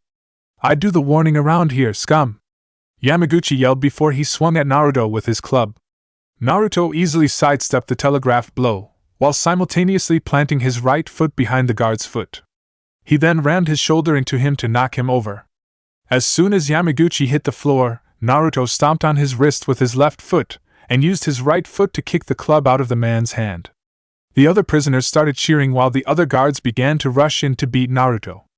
Naruto prepared himself to get into a taijutsu fight with all of the guards, before a loud clap interrupted them. That's quite enough now. Everyone get back. Mui ordered in a quiet yet stern, authoritative voice, to which the guards immediately obeyed. Why have you brought me here, Mui? Naruto asked the man. Kyabetsu ordered you to take me in for questioning, not to put me in fucking Hozuki prison. This is a serious breach of conduct. Naruto yelled out in anger. Stop wasting my time and ask me your damn questions and get this nonsense over with. Mui brought up his hands and formed a seal with his hand, which made Naruto's body feel like it was on fire from the inside out, making him fall to his knees. I'll get to you when I get to you. Why don't you wait patiently until I do? Mui replied. Guards, that's enough for now. Take them all to their cells, he ordered before he walked away. Naruto gritted his teeth as he glared at Mui's back as he was dragged off by the other guards. That fucking bastard! I'll make him regret this, he growled to himself in a low voice. In Cell 4C, Naruto was shoved in roughly into his cell with the pretty-looking man and the still wobbly electric eel of Kyuubi, after having their cuffs removed. Ah! Fresh meat! A huge bald man, who was one of the 3 pre-existing occupants of the cell, shouted as he jumped up to his feet. Another occupant of the cell, who had spiky brown hair and was slightly smaller than the bald man, sat up at the exciting prospect of having newer members to be the bottom of the totem pole of this cell instead of him. An older-looking man with short gray hair who wore glasses reclined in his cot in the back, not getting up for the newbies but still giving them his attention. So, what are you newbies in here for? Let's get a little self-introduction going, the bald cellmate told the 3 new members. Man, you're just a prisoner like the rest of us. Don't tell me what to do, the electric eel of Kyuubi replied, still trying to keep some of his pride. Oh, we got ourselves a feisty little one, don't we? The bald man said with a smirk. You can see for yourself, Baldy, the electric eel of Kyuubi replied back. Don't think you can bully me around. He put up his fist now that he was uncuffed and got ready for a scuffle. The bald man laughed out loud. All right. Let's see what you got. The electric eel charged at him, throwing several rapid blows at his new bald cellmate. The bigger man was surprisingly nimble for his size and ducked under the eel's blows. He then threw his right arm over the eel's left shoulder as he planted his right foot behind the Kyuubi shinobi. He then brought his upper body down sharply while kicking his left leg back, and slammed him to the ground, similar to a judo throw. The electric eel of Kyuubi had the wind knocked out of him, creating an opening that the bald man took to place him in a submission hold. The bald man smiled as he choked the man with his arm around his neck. You might have been the electric eel of Kyuubi, but I was the backbreaker of IWA. You never stood a chance against me in this place where jutsu is unavailable. The electric eel was about to pass out, when the oldest man in the room began clapping. All right, that's enough from both of you. I'm sure he's learned his lesson, Depot. Though the bald man was much bigger than the older man, he seemed to obey his words, and released the electric eel immediately. The electric eel coughed as he got up, grabbing at his neck, which was hurting. There's no need to be fighting amongst us cellmates, is there? As long as we understand how this cell is run and respect each other's places, we can all get along fine, the older man said to the newbies. Let's start again. I'm Shibukawa, the longest-serving member of this cell, and the de facto head of this cell, the bald man named Dappo added. Shibukawa waved him off. We're all just cellmates. No need to call me lead or anything. Just give me the respect due to an old man. Why don't you show them how it's done? Shibukawa told the older members of the cell. Fine. I'm Dappo, formerly from IWA. They threw me in here after an innkeeper refused to give me and my team a room. I had to teach him some respect, so I tried to rough him up, but the stupid man and his children tried to fight back. So, what could I do? I just acted in self-defense. They should have known what would happen when they attacked someone called the backbreaker. Then I had to make sure there weren't any witnesses. You know, ninja stuff. Too bad I missed the youngest one. Little bastard was hiding under the bed, the bald man told the newbies. Naruto didn't show too much on his face, but he was disgusted. A child killer. What a model human being. And I'm Katsumi. Also from IWA. I just followed orders to smoke out a traitor. They never specified how I had to do it. Apparently, a little collateral damage from the fire I set was enough to get me locked in here. Pretty stupid if you asked me. Dappo laughed. Yeah, you burned down an entire section of a small village. You scumbag, he said in a light-hearted way. Katsumi just shrugged. I guess IWA just doesn't appreciate efficiency like I thought it did. The 3 older members of the cell began laughing together. Naruto couldn't help himself but make the smallest shake of his head. These were true scumbags. He definitely did not belong here. Now that we introduced ourselves, why don't you introduce yourselves? Shibukawa insisted. The electric eel of Kyuumo stepped forward. I'm Kuranagi, aka the electric eel of Kyuumo. They threw me in here after I got drunk and had too much fun with some of the servers. I don't remember what happened, but apparently not all of them were consenting. Multiple women in one night? Looks like we got ourselves a stamina monster here. Truly an eel, eh? Dapo commented. Kuranagi just smirked as he raised his eyebrows up and down. You could say they got very familiar with my eel. The three older members laughed, as Dapo wrapped his arm around his shoulders. You're a funny guy. I like you. Fighting one moment, then best friends in the next, huh? Weirdos. Naruto commented to himself mentally. How about you two? Katsumi asked. Let's go with you next, Bandana. He said as he pointed at the androgynous-looking man with strange eyes with ripple patterns. The man paused for a second to think before he spoke. I'm Ryuzetsu. I'm here because I stupidly couldn't prevent someone valuable from being killed. Ah. A fellow failure. Welcome. Shibukawa said as he put his arm around his shoulder. And finally, we got Blondie here. Shibukawa said as he turned to look at Naruto. Who are you and what's your story? Naruto wondered how much he should say. He wanted to keep a relatively low profile, so he decided to try to be vague. I'm Naruto. Ha! Named after the ramen topping? Look whose parents didn't love him, Dapo said in jest. Naruto gave him a glare. If Dapo wanted to live, he should never talk about his parents again. Naruto was much smaller than Dapo, but something about the cold glare Naruto gave him convinced Dapo not to push him further right now. Continue your story? Dapo said, quickly changing the topic, while trying not to show any obvious sign of being intimidated. Naruto maintained his glare for a second before he continued. I'm here because I was stupid and let myself be put here. I plan to fix that soon. Hoping to break out? Dapo asked. I wouldn't advise that, Shibukawa added. The security here is insane. Even if you are somehow able to get past the guards and make it to one of the walls, this prison is on a cliff with steep cliffs with jagged rocks on the bottom on one side, and a turbulent lake on the other side. Usually, we wouldn't have too much difficulty, but not being able to use chakra makes traversing there difficult. So, the only option is to climb down the cliff hoping you don't slip. But the real kicker is the Tenro. Once we get a certain distance from the prison, it sets us on fire.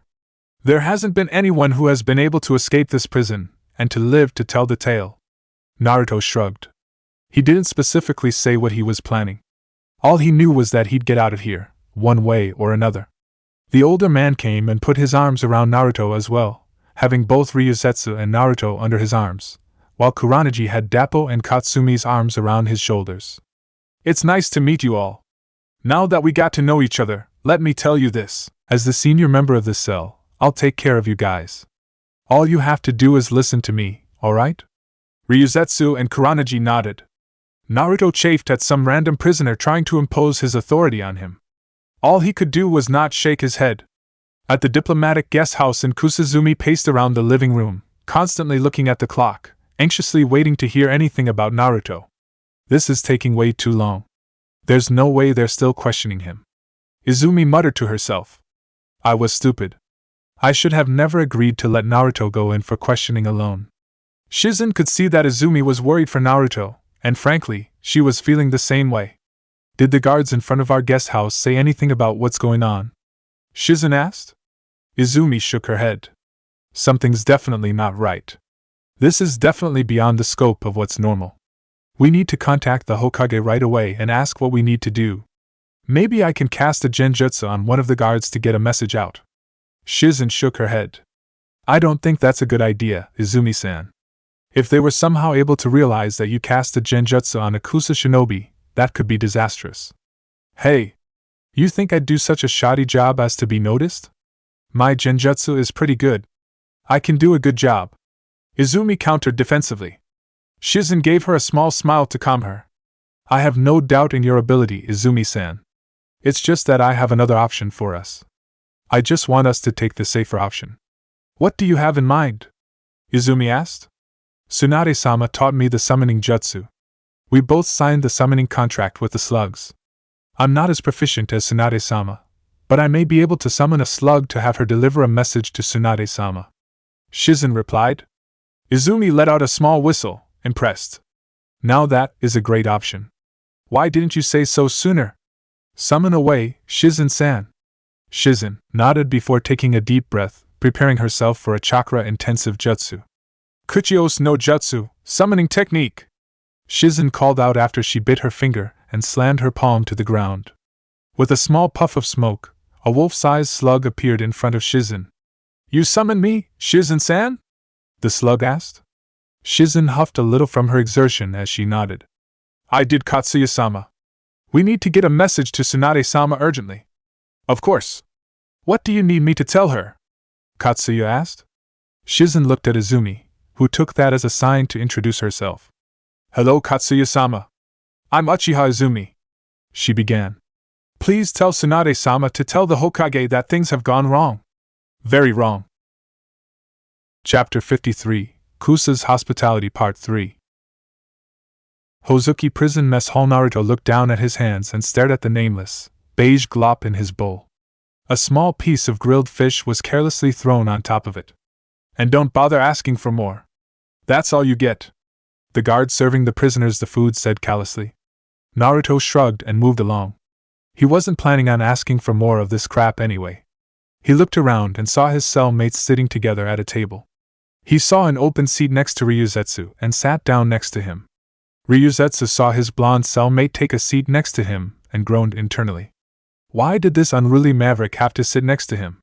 Ryuzetsu didn't know him that well but couldn't help but feel that Naruto was the type that trouble followed around. Ah shit! Look, Hanayama is at his shenanigans again. Deppo quietly pointed out to his cellmates. A few tables away, an absolutely massive man with numerous scars walked around tables, collecting the fish from the other inmates. Listen, you don't want to mess with Hanayama. The man is an absolute animal. They say he's on par with the Raikage in terms of pure strength. Shibukawa told his cellmates. If he comes and asks for your fish, you give it to him. You can try cutting a piece of your fish and burying it under your porridge if you want to keep some. Deppo advised. Works sometimes. Shibukawa shook his head. But sometimes it doesn't. And that's when the infirmary has to deal with serious injuries. Is it worth the trouble for a piece of fish? Ha! Look at you, Shibukawa! You got new underlings! Hanayama shouted out in a loud voice from across the hall when he noticed Naruto's table, before he walked over. Remember what I told you. If you want to avoid trouble, that is. Shibukawa warned quietly one last time. I hope Shibukawa here told you about the tax. Or do I have to explain it myself? Hanayama asked the table as he walked over with a pile of grilled fish that he had acquired on his tray. I told them, Hanayama. Shibukawa told Hanayama, who only took half of Shibukawa's fish out of some kind of respect for the cell leader. Ryuzetsu and Kuranagi, meanwhile, followed Dappo and Katsumi's example and placed their fish on Hanayama's tray. Hanayama then stuck his tray out at Naruto, who ignored him and continued to debone and fillet his fish.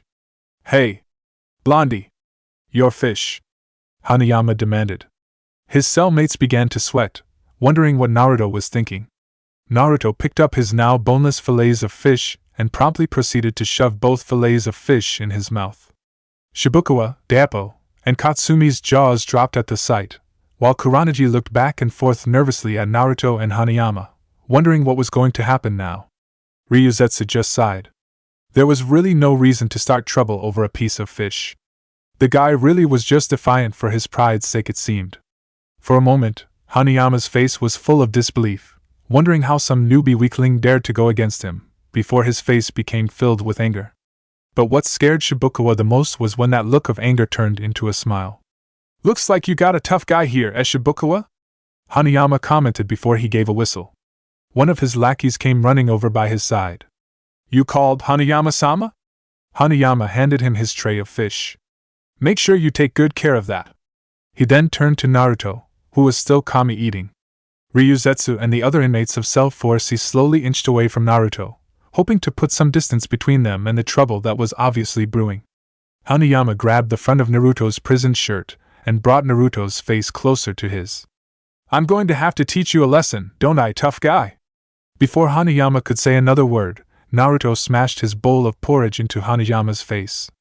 The thick slop coated his face, obscuring his vision for a short moment before he could wipe it off his face. However, that short moment was all Naruto needed, before he grabbed Hanayama's wrist with his right hand and smashed Hanayama's elbow inwards with his left. The pain from his overextended elbow made him let go of his grip on Naruto's shirt, and Naruto used the same momentum from the palm strike with his left hand to transition into a devastating spinning hook kick which brought his right heel into Hanayama's collar. Hanayama crumpled to the floor in pain, and Naruto jumped a short distance away. A silence fell over the hall at the unexpected sight of a fight, an even more unexpected sight of Hanayama on the floor. However, Hanayama wasn't done yet.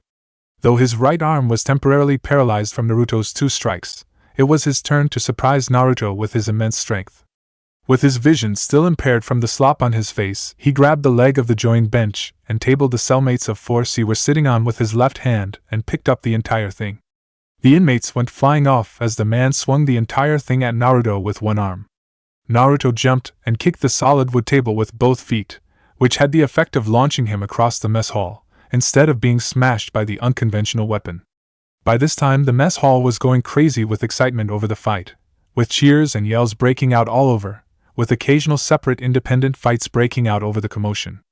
Naruto landed on his feet and sprung back at Hanayama, sliding under the table to give a sweeping kick at Hanayama's ankles, which brought the big man back to the floor, and the table fell between them. Hanayama punched through the wooden table to grab Naruto by the shirt once more, and this time Naruto was unable to shake off the man's iron grip, who was prepared this time. He instead had to tear his shirt off of himself to free himself. However, before the fight could continue further, guards poured in to suppress the inmates, and several guards went for Naruto. Naruto dodged the blows of their clubs and disarmed them with strikes to pressure points in their shoulders and arms. The chaos in the mess hall only came to an end when Mui stepped into the hall. He easily dispatched several inmates who came flying at him with his smooth, elegant, and impressive taijutsu, before he formed a single hand seal. Naruto fell to his knees again as he felt burning consuming his entire body. "Guards, take him away," Mui ordered, as the mess hall was soon brought to control by his presence. A semi-conscious Naruto was dragged away by the guards. Ryuzetsu dusted himself off from the small scuffle he found himself in from the commotion Naruto caused as he watched Naruto be dragged out of the mess hall. He shook his head. "I knew he was trouble. I'd better stay away from him if I don't want to attract attention to myself," he thought to himself as he retightened the bandana on his head. Back at the Hokage's office. "What?" Hiruzen shouted as he slammed his table with his hands and rose to his feet. "Kusa did what?"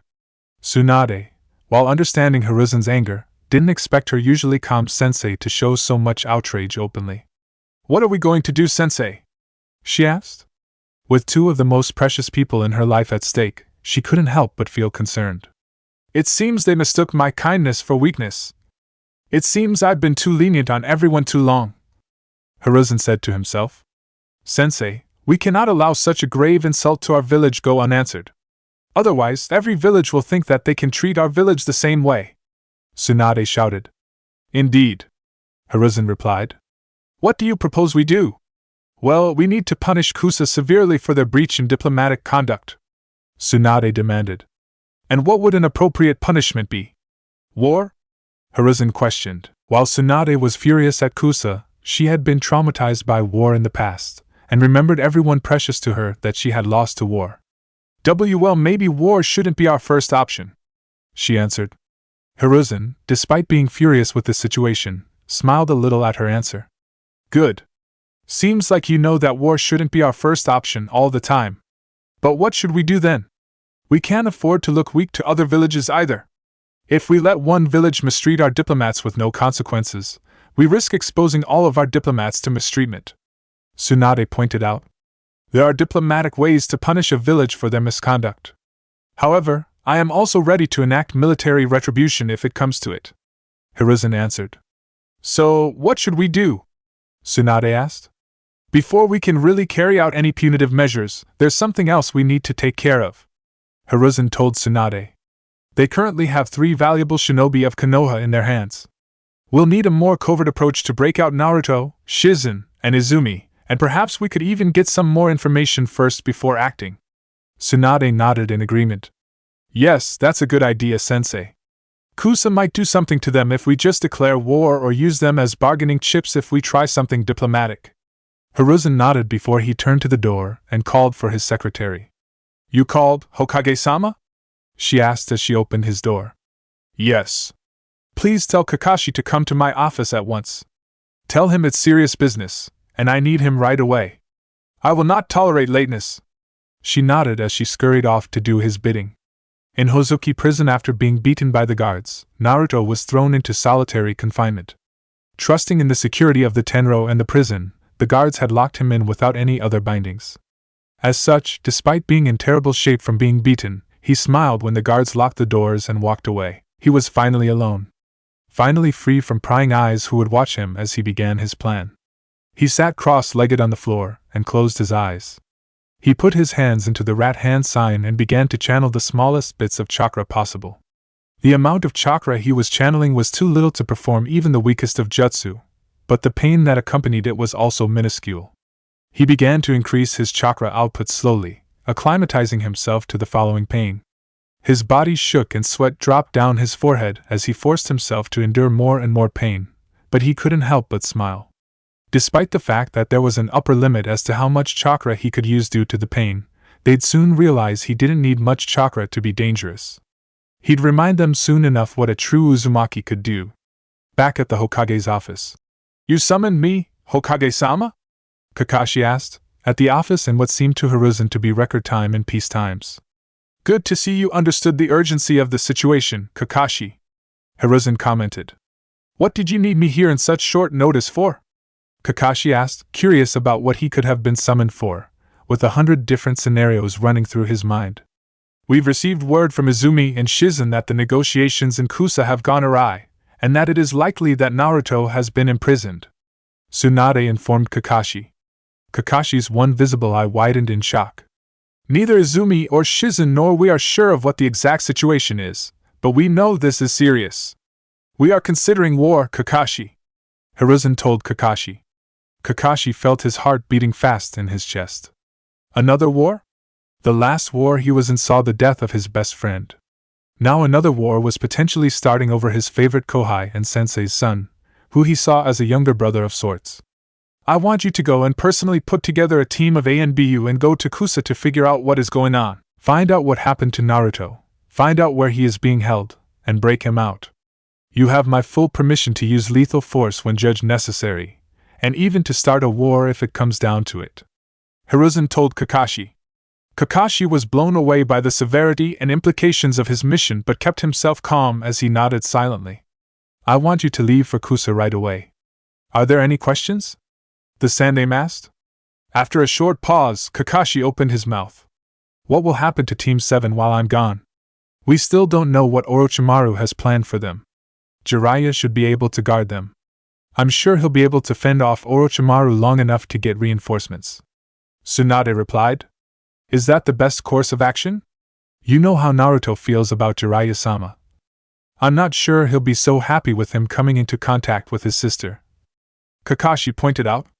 I considered sending Jiraiya to Kusa instead. His stealth and infiltration skills are nigh unmatched in Konoha, save for maybe Naruto. Hiruzen told Kakashi. However, I'm well aware of Naruto's dislike of Jiraiya like you mentioned, which is precisely why I decided to send you instead.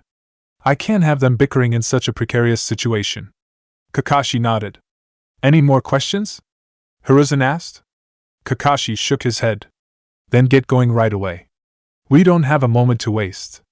Hiruzen told Kakashi, who nodded and shined away after saluting Hiruzen. Naruto is not going to be happy when he finds out about Narumi meeting Jiraiya when he gets back. Tsunade mentioned. Hiruzen immediately felt a headache coming on from that news and reached for his tobacco drawer, which Tsunade kicked shut. I've told you so many times how bad smoking is for your health. He pinched the bridge of his nose. Why couldn't he get a break from crisis after crisis? He needed a vacation.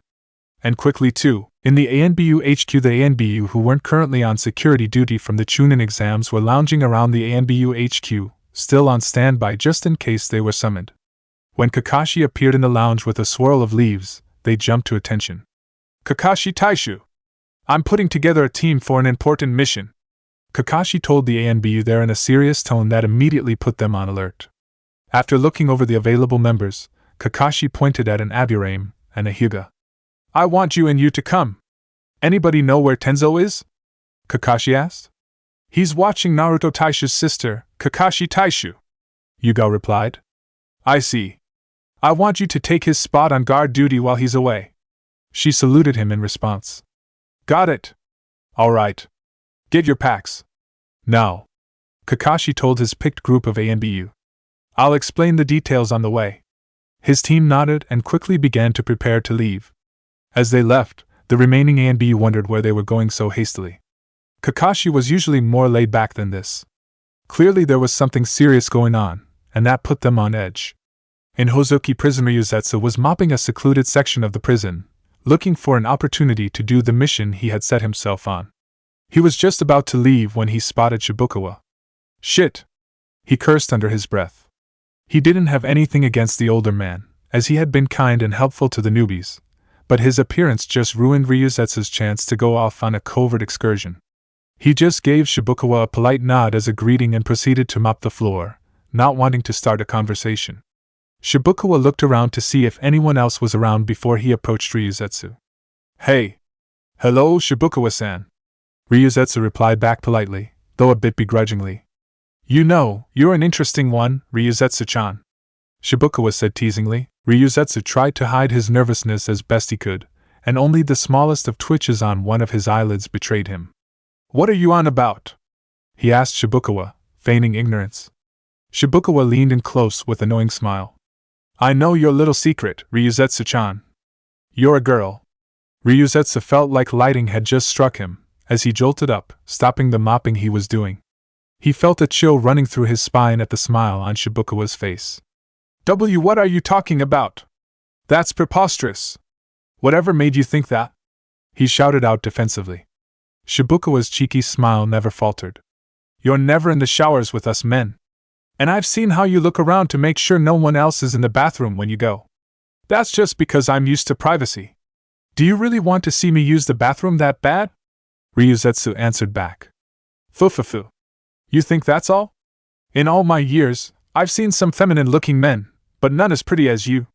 Your voice is higher than everyone else too, he pointed out. But I still wasn't 100% sure you were a woman until I saw your reactions just now. Ryuzetsu tried to play it off. I don't know what you're on about. I was shocked about the random shit you were accusing me with more than anything. Stop playing these games with me and let me continue mopping, Shibukawa-san. Ryuzetsu went back to mopping and tried to play off his accusations, but Shibukawa wasn't going to let the issue go like that. He suddenly moved to grab Ryuzetsu from the back. What are you doing? Ryuzetsu gasped out in surprise, his voice becoming even more feminine in the confusion. That was a cute little squeal, Ryuzetsu-chan. Shibukawa teased as his hands began crawling inside Ryuzetsu's shirt. Now why don't we really find out if you're really a man? Ryuzetsu closed his eyes shut as he shook nervously, debating if he should just attack Shibukawa or hope to just convince Shibukawa this way. Shibukawa began to grope at his chest eagerly, hoping to find a pair of big women's breasts. His face looked a little confused as he felt around some more. Eh? What the? Ryuzetsu's face turned beet red as Shibukawa squished his chest in disbelief. Where are the boobies? This is as flat as a wall. SC. I told you I was a man. Ryuzetsu yelled, though a little offended. Still, they're much softer and squishier than a male shinobi's chest should be, Shibukawa argued. But to be sure, there's only one way to find out for sure. His hands began to slide downward towards Ryuzetsu's crotch. That was when Ryuzetsu couldn't take it anymore. Enough! He screamed and he elbowed him in the chest. Shibukawa was taken off guard and staggered back from the pain. However, a smile was still on his face, as he had enough time to find out that Ryuzetsu didn't have male genitals. Well, look at you, Ryuzetsu-chan. Looks like that confirms things. Fine. I am a woman. Are you happy now? Ryuzetsu growled.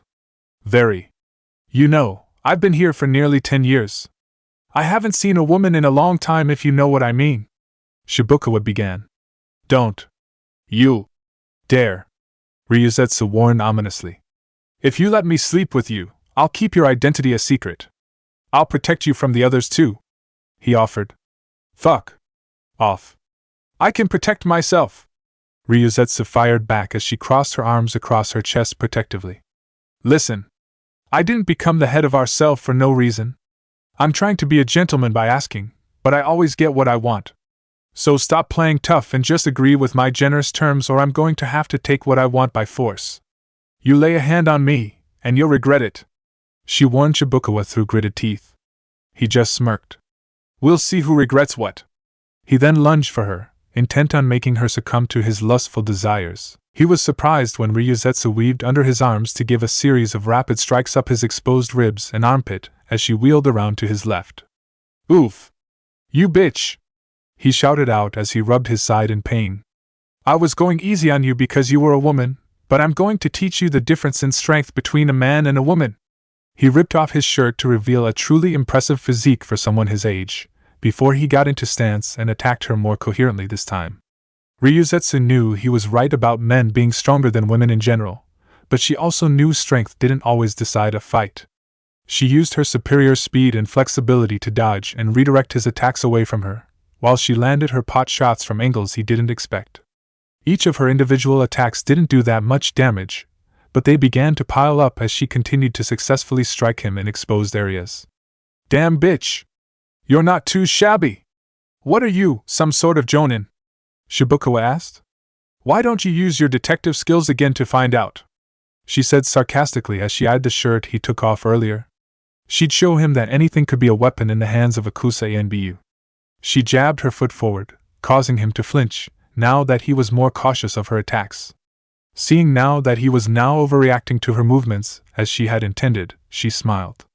She threw a jab at Shibukawa's face, causing him to raise his guard, which proved to be a mistake as it had been a feint, and she threw her real attack at his stomach with her other hand, causing him to bend forward in pain. She then quickly circled behind him, placing herself between the shirt and Shibukawa. She hooked her foot backwards to throw the shirt into the air, which she snatched out the air and wrapped each end around her two hands with some length in between. Whenever Shibukawa threw a punch, she would use that length of shirt in between to redirect his punch. She was finally able to wrap one of his wrists with the shirt when he threw a punch as she dodged the punch with good head movement. With one of his hands bound by the shirt, Ryuzetsu jumped above his head and landed behind him, before she wrapped his neck with the shirt. Choked by the shirt and with one hand bound, all Shibukawa could do was throw his one remaining elbow at her. This predictability made it very easy for Ryuzetsu to dodge, and she soon decided to end this little game and swept him off his feet with a low kick and made him land face first with her on his back as she continued to choke. "Bet this wasn't what you had in mind when you wanted me to mount you, did you, you rapist piece of shit?" Ryuzetsu growled into his ear as she pulled the shirt tighter. Shibukawa couldn't respond with anything other than choked gurgles, with the shirt nearly making him unconscious. "I should just kill you and hide your body. I'm sure people go missing here all the time, right?" Shibukawa shook his head and tried to plead with her as best as he could. "Police!" he managed to choke out. Ryuzetsu tightened the shirt around his neck a little harder as she contemplated what to do.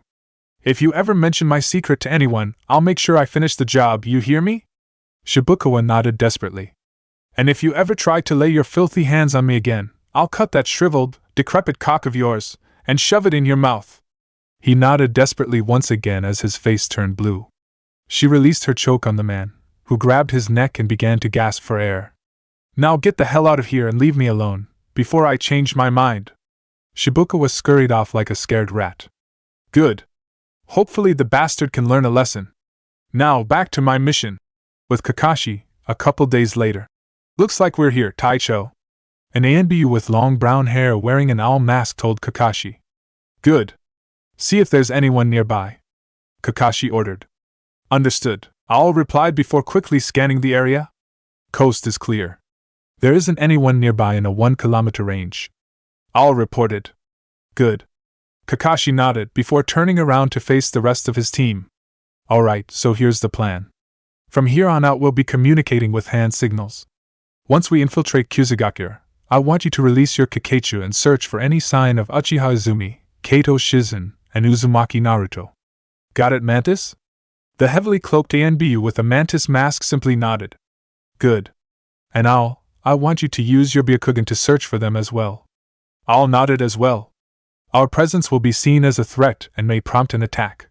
We are authorized to use lethal force, but considering we're infiltrating a shinobi village, there's a chance we may be swarmed. We'll have a higher chance of overcoming a disadvantage in numbers with our teamwork if we stick together. Usually for stealth missions I'd have us spread out to cover a bigger area, but Mantis Kikachu will be doing that for us. As such, we will be following Owl over here for security until either he or Mantis locates our targets. Kakashi briefed. Any questions? And what if our targets are all in different locations? Mantis asked. In that case we will have to split up. Izumi and Shizen might find themselves in danger if we are discovered, so we'll send Tiger and Mantis to search for them if it comes down to it. However, our goal is to get everyone together and get out together ASAP. Avoid contact if possible. Got it? His team nodded. All right. This will be our formation. Owl in the front to look for our targets, me second to quickly respond to situations, Tiger third to take defensive measures if necessary, and Mantis at the rear to cover us with his Kikachu. His team nodded again. All right then. Let's move out. Kakashi ordered. With Naruto, all right, you're free to return to your cell now. Hope the few days of no food calmed you down and you learned your lesson, hot shot. A guard told Naruto as he took him back to general population. Naruto just smirked. No food? He had been eating much better food than this prison had to offer. He had storage seals covering his entire body, which were normally invisible, something the guards never even imagined was something they had to check for. He had access to ramen from Ichiraku's, his own cooking, and food from other restaurants he liked, all sealed and perfectly preserved, even down to the temperature they were at when they were served to him. But that also meant he had access to other things. A dangerous implication for the prison. Now behave yourself this time. The guard told Naruto as he took him to the mess hall for dinner, though it was wrapping up. Naruto was forced to eat quickly and clean up after himself to catch up to everyone else as they headed back to their cells. As he was scraping his bowl clean, he saw his cellmates, Sans Ryuzetsu, in a huddle in a corner, whispering quietly. He decided he was going to mind his own business and finished scraping his slop when Dappo noticed him. Hey look! It's Naruto! Dappo pointed out to the others. When Shibukawa saw Naruto, his face lit up with a smirk. Well, ain't that right? Come over here, Naruto! Shibukawa called out. Deciding not to start unnecessary beef this time, Naruto walked over. Hello? He said tersely. How would you like to be part of our little plan? Shibukawa asked. We can always use a strong person like yourself. Yeah. I was surprised at how you were able to handle Hanayama like that. Dappo commented. Naruto wondered if they were planning to break out. He wouldn't join, but he could at least use them as a diversion, he thought. What plan? Katsumi gave him a mischievous grin. You wouldn't believe what Shibukawa-san found out, he said, itching to reveal whatever it was. Naruto just raised an eyebrow, signaling for him to continue. Katsumi looked around to make sure nobody other than them were listening before he leaned in to tell Naruto. You know Ryuzetsu? He's actually a woman! Katsumi told Naruto eagerly. Naruto had already suspected so and wasn't terribly surprised. So? Dappo put his arm around Naruto's shoulder. You've only been here a few days, so you don't know how lucky we are to have this opportunity, do you? We have a woman with us in our cell, Dappo pointed out. And? Kuranagi was fed up with the roundabout way this conversation was going. And we can all fuck her! Shibukawa shushed him, making sure nobody else heard him. Keep it quiet, Kuranagi. Do you want to share her with everyone? Kuranagi scratched the back of his head sheepishly. So, what do you say? Want to join us? Shibukawa asked. You need 5 guys to rape 1 woman? Naruto asked in disbelief. We don't need you. We were just trying to be nice and offering, Dappo replied. Well, at least it would be safer with the 5 of us. She's deceptively dangerous, Shibukawa pointed out. Naruto shook his head disapprovingly. Forgive me for not wanting to be a piece of shit this time, but I think I'll pass. Dappo was pissed at the insult and was about to attack Naruto. What did you just say? He growled as he rolled up a sleeve. Shibukawa held him back with one arm. Naruto just gave them a look of disgust before he left. What the hell? Why did you hold me back? Are you gonna let him talk to us like that? Dappo asked Shibukawa. Do you think you can do a better job than Hanayama? Shibukawa asked back. That man is dangerous. Leave him alone for now. We can always take him out when he's not expecting it. That seemed to appease Dappo's fury, who looked forward to offing Naruto as soon as the opportunity presented itself. But for now, he turned his attention back to their plan. With the Konoha ANBU, the four masked ninja were silently moving around secluded areas of the village, when Owl put his hand up, stopping their movement. "What is it?"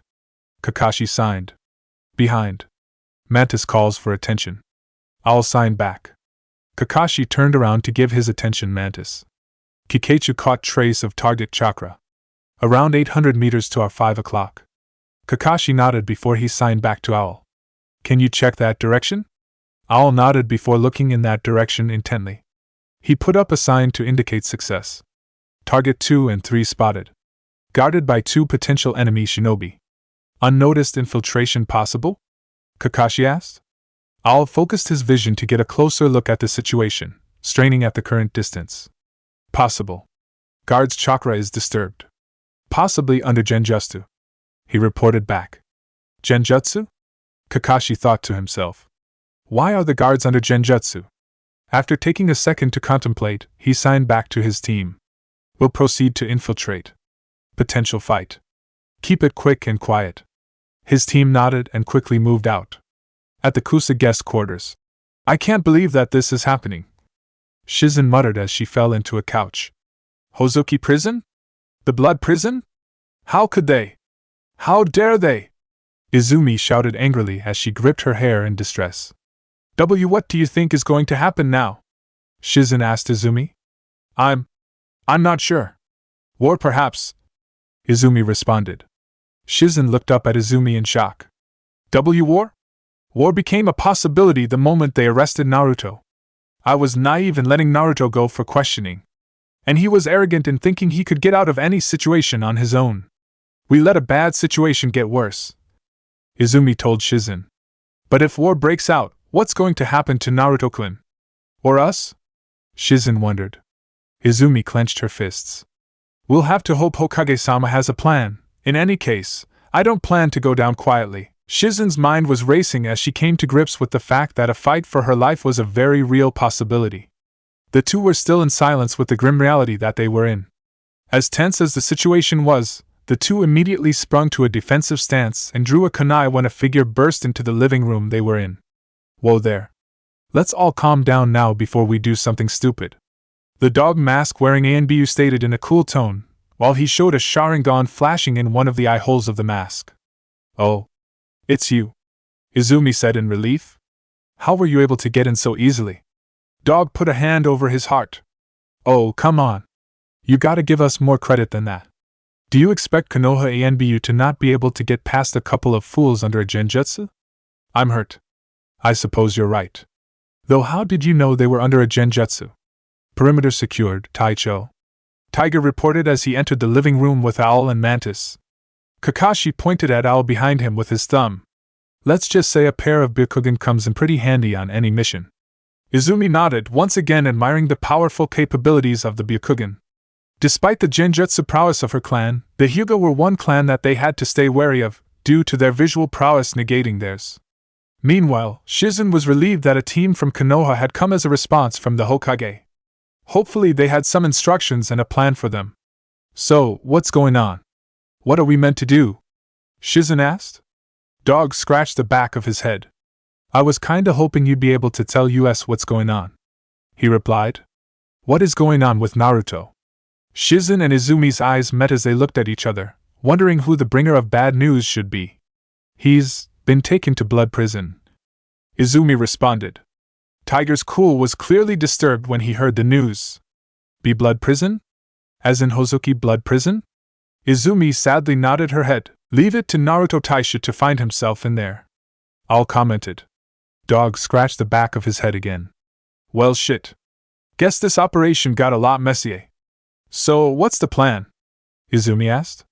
What are we going to do?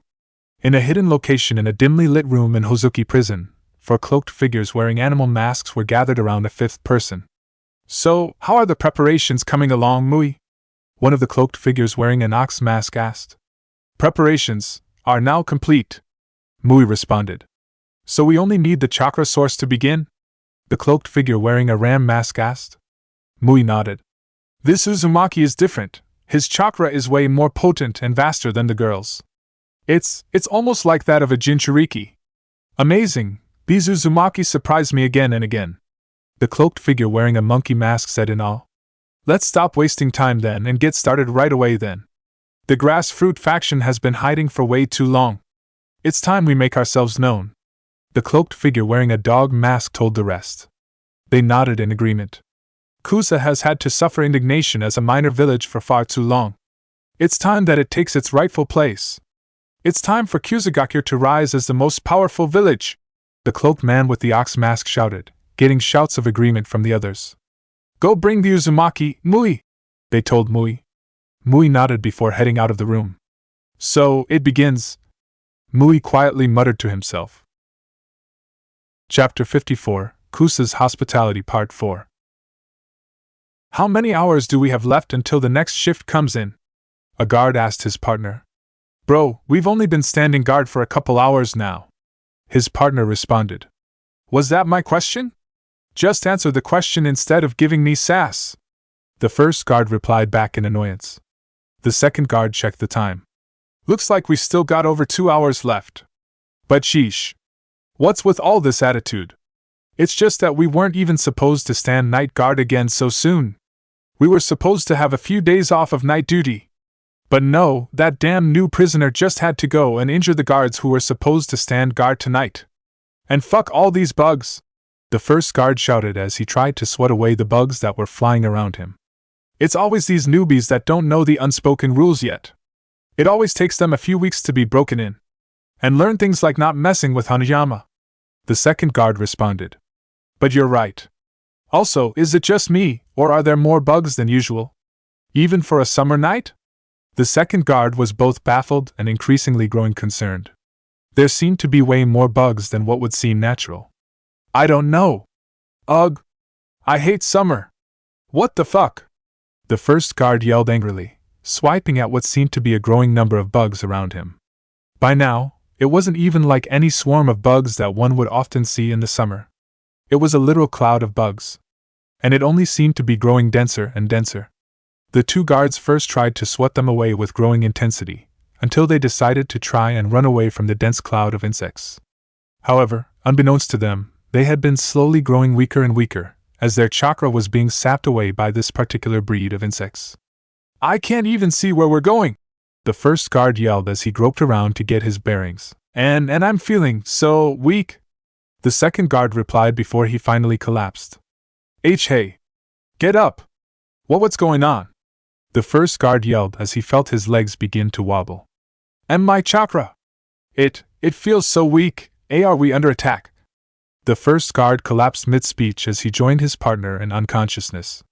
After a few moments of silence, the cloud of bugs seemed to disappear into the shadows, from where 6 figures emerged. Good job, Mantis! A man in a dog mask commented as he stepped out. The man in the mantis mask simply nodded. Genjutsu on cameras, complete, Dog-san. Izumi reported as her Sharingan faded back into her normal onyx-colored eyes. Coast is clear until the lobby, Taicho. Owl reported as he tied up the unconscious guards. Good. Now once we get this door open and get in, we'll be sticking to the shadows and moving in silence. Keep an eye out for any unexpected measures of surveillance or seals. Dog commanded, as Tiger turned his hand into a wooden lockpick and fiddled at the door. Door open, Taicho. Tiger reported a couple moments later as his hand reformed from the wooden lockpick he used to open the door. Good. Looks like we're in. Dog commented. Mantis, spread out your insects and try to locate our target, and Owl, keep an eye out for threats and our target. Mantis and Owl nodded in silence. Alright team, let's move out. The 6 figures disappeared from the area as suddenly as they appeared, leaving the bound and unconscious guards hidden in a nearby bush, covered with a genjutsu to prevent them from being spotted. With Ryuzetsu. Now where would they be hiding that? Ryuzetsu quietly whispered to herself as she sneaked around some secluded hallways. She had been on her secret mission for some time now, and had been searching the prison for any clues that might point her in the right direction. However, up until now, she hadn't had much luck. Are they even sure I'll find anything here? What if I'm just wasting my time? Ryuzetsu thought to herself. She shook her head as she tried to shake her doubts away. No. I'm sure it must be around here. It has to be. Mui being absent so often is proof of that. She continued snooping around, hoping to find something, when she came across a secluded hallway that seemed rarely visited, but had multiple faint footprints leading into it. This looks promising, she thought to herself as she looked behind her to see if anyone was around before she followed the hallway. She hoped she had found something and held her breath as she followed along the hallway until a turn revealed a dead end. Damn it! A dead end! She grumbled to herself. She slumped down against the wall. It was getting tiring putting up a front in such a dangerous place, pretending to be just another prisoner and doing regular prisoner stuff, all while finding excuses to be missing for long periods of time in order to complete her mission.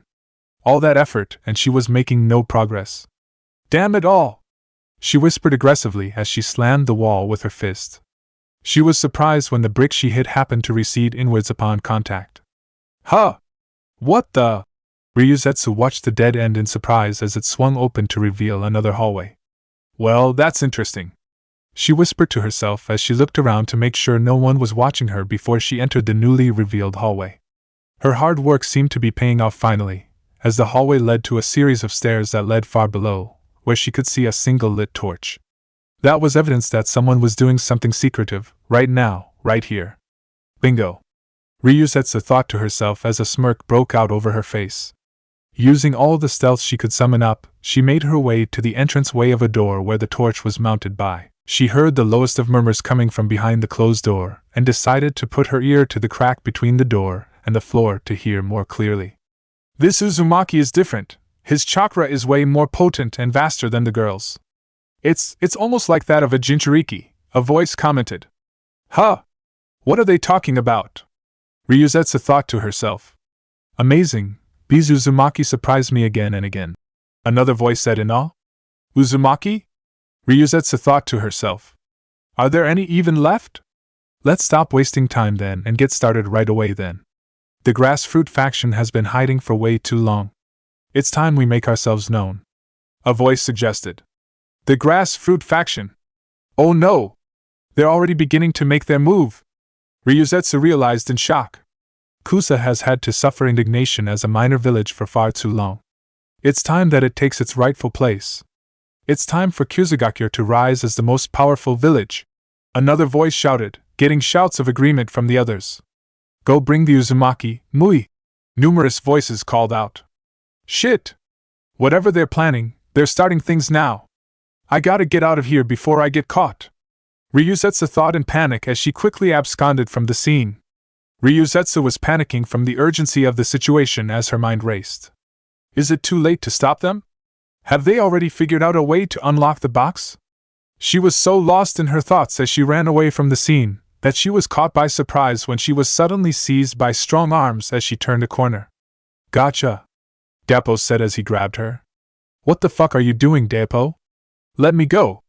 Ryuzetsu growled out in the lowest voice she was capable of producing as she quickly remembered to get her act back together. Now, Ryuzetsu-chan. No need to be so angry. We're all friends after all, aren't we? Shibukawa's voice emerged as he stepped forth from the shadows. You, Ryuzetsu shouted angrily. What the hell do you want? Her heart sank, wondering if Shibukawa had revealed her secret to the others. Oh, you know. Just wanted to spend some quality time with my cellmates, you know. The real question is, what are you doing here all alone? Snooping around? Shibukawa said with a sly smile. Come on, boss. Let's get started already, Kuranaji said impatiently. It feels like it's been an eternity since I last saw a woman. Ryuzetsu could hear her heart throbbing through her ears. Her secret was out. Her eyes went over the faces of her cellmates, which were exuding lust. Why you? Ryuzetsu choked out in anger, now in her real voice. I should have killed you! She screamed hatefully at Shibukawa. Shibukawa feigned being hurt. What? You'd kill your beloved cell leader? How you wound me, Ryuzetsu-chan! You were right! She does have a cute voice, Kuranaji commented as he rubbed his palms together with a lecherous grin. Why don't we see the other secrets she's been hiding now? Katsumi suggested as he began to reach for the front of Ryuzetsu's shirt. Ryuzetsu knew what was coming next. However, she wasn't one to go down quietly. Though she couldn't use her arms due to Dappo's hold around her from behind, she jumped backwards to bring her legs to her chest level, before explosively planting both of her feet into the incoming Katsumi's chest, sending both Katsumi and her and Dappo flying in opposite directions. Dappo also lost his balance and fell to the ground, losing his grip on Ryuzetsu, just as she had intended. She quickly sprang to her feet and quickly backpedaled to have all of her opponents in front of her, rather than stay surrounded. Told you she was dangerous, Shibukawa told Katsumi and Dappo as they rose to their feet as well. We'll need to work together to take her down. That's alright. I always did like my girls a little feisty, Kuranaji said as he got into stance for a fight. The four inmates slowly fanned out in front of her to ensure that Ryuzetsu would be unable to focus on them one at a time. They glanced left and right and met each other's eyes before they nodded, a silent signal for them to charge together. They sprang into action all at once, hoping to overwhelm her. However, Ryuzetsu stood her ground, her eyes flickering between each of her opponents. The four male inmates that surrounded her were nothing but a blur of muscle and aggression, but Ryuzetsu was trained for this. As the first punch flew towards her, she dodged it with ease, ducking low and spinning out of reach. Kuranaji, the one who had thrown the punch, stumbled past her, his momentum sending him careening into the wall. She turned to face him, ready to strike, but before she could move, Shibukawa was already upon her. Shibukawa was old, but his reflexes were still sharp, and he was the most experienced fighter of the group. He threw a punch at Ryuzetsu's face, but she deftly dodged it, her body moving like a serpent. She countered with a swift kick to his midsection, but Shibukawa was too quick, grabbing her leg and pulling her off balance. Ryuzetsu hit the ground hard, but she quickly scrambled to her feet, the other two inmates, Katsumi and Dappo, already closing in. She blocked a series of punches from Katsumi with her arms, but Dappo landed a brutal blow to her stomach that made her gasp for air. The fight was turning against her, and Ryuzetsu knew it. She was outnumbered, and these men were strong. But she wasn't about to go down without a fight.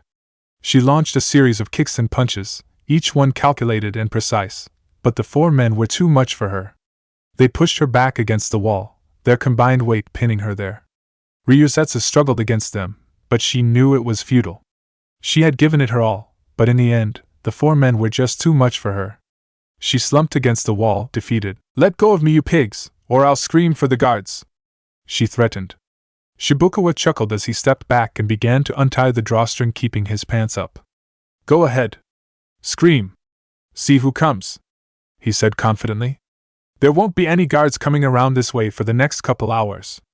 I'm sure that'll be enough time for us to have a little fun." Shibukawa gestured with a nod to nonverbally tell Katsumi to take off Ryuzetsu's clothes once again.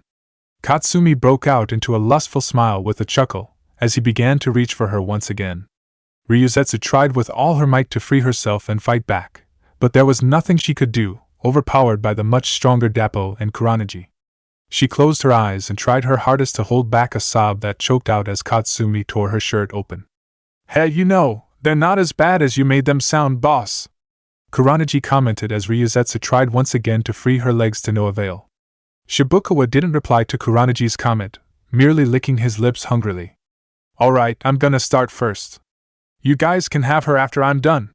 Make sure she doesn't get away until then," he commented as he reached for her pants. "I always did wonder how many people it would take to turn a man into a woman. Any guesses?" A familiar voice called out from behind the group, halting Shibukawa. "Naruto?" Shibukawa called out as he turned around. I was expecting to hear a number as a response actually," Naruto responded. Dappo grinned, misunderstanding the situation. "Heh, so you changed your mind after all, eh? Well, too bad, since you didn't do jack shit, you're gonna have to go last after we all finish." Shibukawa, however, grew concerned at Naruto's appearance, wondering why he was there, and how he was going to act. Ryuzetsu also looked on, wondering if he was there to help or if he would join the others in their despicable act. "I always thought you were all lowly scum. I mean, if anyone deserved to rot in prison for life, it would be you guys. So I guess I'm not that surprised that you guys couldn't keep your little dicks in your pants the moment you found out there was someone of the opposite sex," Naruto told his fellow cellmates. The four male inmates made it clear that they were offended by Naruto's statement by the angry looks on their faces. "Who the hell do you think you are? You're in here just like the rest of us," Dappo growled out. You think you're some hot shot just because you took out a couple weakling guards? Kuronaji shouted at Naruto. Well, let me tell you, you ain't shit. Shibukawa was a little more reserved with his response. He had seen that Naruto could handle himself against Hanayama. That was no small feat. Look. Mind your own business. If you don't like girls, that's on you, but move along instead of ruining things for us. Shibukawa suggested. Naruto put his hand to his chin and feigned being thoughtful. Should I just move along? Or should I take out the trash? Katsumi was furious at Naruto's constant condescending tone. Stop talking like you're some big shot. You think you're that much better than us? You think you can take us all on? We're no weaklings. If you think it'll be as easy as taking on some fat guards, you're in for a surprise. Naruto scratched the side of his nose. Is this the part where I'm supposed to be scared? That's it. I'm going to shut that big mouth of yours, once and for all. Kuronaji screamed in rage. It was now clear to Ryuzetsu that Naruto wasn't here to help them and could even potentially help her. Naruto. Please. Help me. The two of us can take them out. She pleaded. Dappo. Put her to sleep. Shibukawa commanded, realizing that she did have a point. Ryuzetsu alone was already more than a handful. He'd need all the advantages he could get if he wanted to take down Naruto, based on what he had seen in the fight between Naruto and Hanayama. Dappo nodded and immediately put Ryuzetsu in a chokehold, rendering her unconscious in seconds. He then ripped 2 long strips from Ryuzetsu's shirt and tied up her hands and feet while his 3 comrades faced Naruto. Do you feel safe enough to face little old me now? Got enough advantages? Naruto asked sarcastically as Dappo got up from his task. Kuronaji and Katsumi pulled out shanks that they had hidden under their clothes. I'm gonna enjoy cutting a permanent smile into that arrogant face of yours. Kuronaji threatened. Oh no! Sharp pieces of metal, Naruto said as he feigned fear. What am I gonna do with my bare hands? He then made a show of slowly raising his palm, arm outstretched towards them. Kai, he said calmly, in a drastic shift from his jeering attitude from earlier. In an instant, a Kiri Anbu Ninjato appeared in his hand. Naruto's 4 opponents took a step back in shock. W what? H how? Kuronaji said in fear, his bravado from thinking he had the upper hand disappearing in an instant. Oh this? I had this sealed for a rainy day. Naruto replied nonchalantly. Sealed?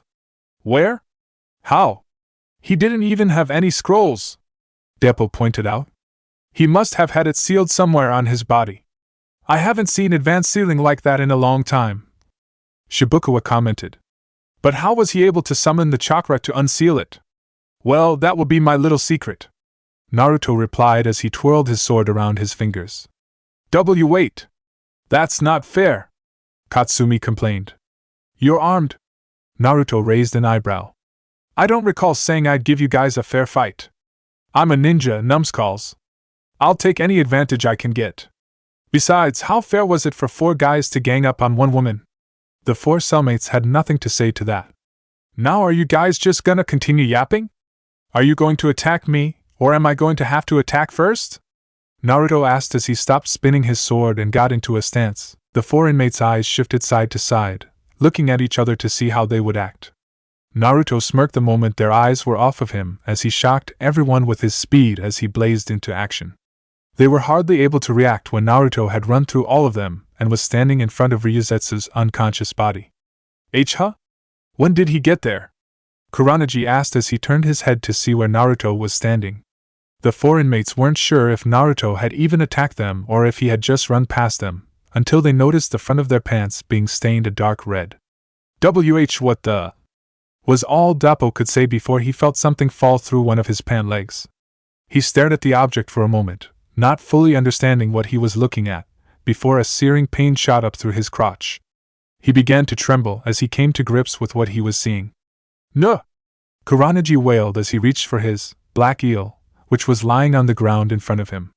Naruto quickly cut the bindings around Ryuzetsu's hands and feet as cries of pain and anguish loudly rang through the halls as the 4 inmates held their bloody crotches where their members were once attached as they writhed on the floor. Naruto took off his shirt and put it around Ryuzetsu before he gave her a few gentle slaps to wake her up. What? Ryuzetsu mumbled as she came to. She quickly rose up to a sitting position when she heard the screams and cries of pain as she remembered the situation she had been in. What's going on? She asked as she jumped to her feet. Well, they didn't answer my question about how many people it would take to turn a man into a woman. Turns out it just takes one. Naruto replied as he rested his Kiri-Anbu sword on his shoulder. Ryuzetsu walked over to a riding Shibukawa before she picked up his member and shoved it in his mouth aggressively. She squatted down until her face was nearly at Shibukawa's face level, with her hands still over Shibukawa's mouth. I told you, I'd shove this little, wrinkly dick in your mouth, if you ever dared to lay your grubby little hands on me, you little shit! She growled out in an aggressive whisper through gritted teeth, before she stood up and kicked him in his face, knocking him out. Thanks for the help. I don't know what I would have done if you didn't show up at that moment, Ryuzetsu said to Naruto as she turned around to face him. Naruto shrugged his shoulders. It was no biggie. My parents taught me to take care of the trash as soon as possible instead of letting it sit around. Ryuzetsu giggled at his joke before she realized that he was shirtless and that she was wearing his shirt. She turned away and kicked Dappo unconscious to hide her blush.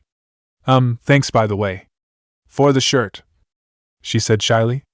Well, I guess that's something else my parents taught me to do. Giving my jacket if I see someone cold, he replied. Looks like your parents taught you well, huh? She replied as she quickly glanced back to admire his chiseled body, before quickly turning back around to not be caught gawking and going back to kicking the others unconscious. A bittersweet smile formed on Naruto's face as memories of his time with his parents bubbled up and he subconsciously put his hand at his heart to soothe the pain that came with them. Yeah, I guess you could say that. He broke out of his thoughts when he heard the sound of numerous feet running in their direction. Shit! It must be the guards. I guess I shouldn't be surprised all their screaming and moaning attracted some attention, huh? Naruto commented. Let's get out of here before it's too late, Ryuzetsu suggested as her eyes darted around for the best route for escape. No. It's too late. They're gonna be here any second. Look, I have business with them anyway, but you don't need to get yourself involved. Just go along with my act and pretend I knocked you out, okay? What? Was all Ryuzetsu could say before a dozen guards were upon them. This might hurt, Naruto whispered so that only Ryuzetsu could hear, before he punched her in the face. She was completely taken by surprise and crumpled to the floor. She wasn't quite sure what was going on, but pretended to be unconscious, going along with what she was last told. There he is, one of the guards pointed out, right as he saw Naruto knock Ryuzetsu out. The other guards behind him arrived at the scene around the same time, and were about to rush Naruto until they saw the sword in his hand. Hey, where did he get that? One guard pointed out. Naruto turned around to give them an ominous grin. My friends. I've been looking for you. He began to slowly walk towards them, and the guards backpedaled in fear to maintain the distance. Hold it right there. Stop right where you are, they commanded, but to no avail. Naruto slowly started to pick up the pace, quickly recognizing a couple guards that he remembered enjoyed beating him. He smiled as he lunged forward, his sword arm moving in a flash. A moment later, several hands were on the floor, with blood spurting out everywhere. Argh! Fucker, cut my hand off. Enjoyed beating inmates with that stump. Naruto mocked as the guards continued to back up. What's all this commotion about? A low, authoritative voice called out from behind the guards. Mui-sama. The guards replied as they crowded behind him. Why does this prisoner have a sword? Mui asked calmly. We don't know, they replied. No matter. I suppose we can interrogate him later. Mui responded as he raised his hand to activate the Tenno seal. He expected Naruto to fall over in pain again, but this time he was surprised when Naruto lunged for him with his sword. Mui used his honed reflexes to lunge backwards himself, and was able to avoid being sliced completely in half, though he still took a small cut to the chest. He jumped back once again to put even more space between him and Naruto and began to channel more chakra into his jutsu to increase the pain. Naruto momentarily paused to adjust to the pain, but gave Mui a smirk as he continued to walk towards him again. What? Mui gasped out in disbelief. How are you still able to move? Your body should feel like you're melting from the inside. Naruto raised his sword. It does. But then again, I guess I got used to that. He then lunged for Mui once again, with Mui barely getting out of the way once again, though some of his long, silky black hair was sliced off. Mui now knew he had to go all out, as he couldn't continue to count on dodging Naruto's sword. He channeled the maximum amount of chakra into his Tenro seal. Massive flames began to erupt from Naruto. Even though Naruto had trained himself to endure extreme pain during his solitary confinement, this level of pain was too much. He tried to strike once more with his last bit of consciousness, but he soon collapsed into unconsciousness. Mui released the seal and stumbled back into a wall to catch himself from the exertion and the shock of being attacked, before quickly straightening up. He ran his hand through his hair to calm himself down and to regain the composed look the guards were used to seeing from him. "Hand me your handcuffs," Mui ordered to the guard that was nearest, who promptly obeyed. "You men can head back over to your posts. I'll deal with this troublemaker myself. He's much too dangerous. Take these injured inmates to the infirmary." The guards saluted Mui and paired up to drag the inmates away, glad to be away from the threat of Naruto. Mui picked up Naruto's sword and examined it. "This looks like it's from Kyuubi, very similar to their ANBU swords if I remember correctly." He mused to himself, wondering where he could have gotten it from. He strapped it to his waist and slung Naruto over his shoulder. "All right. It's time," he thought to himself, before he headed back to his secret hallway. Unbeknownst to him, or any of the guards that had thought she was unconscious, Ryuzetsu squinted one eye open to see what was going on as she was dragged away.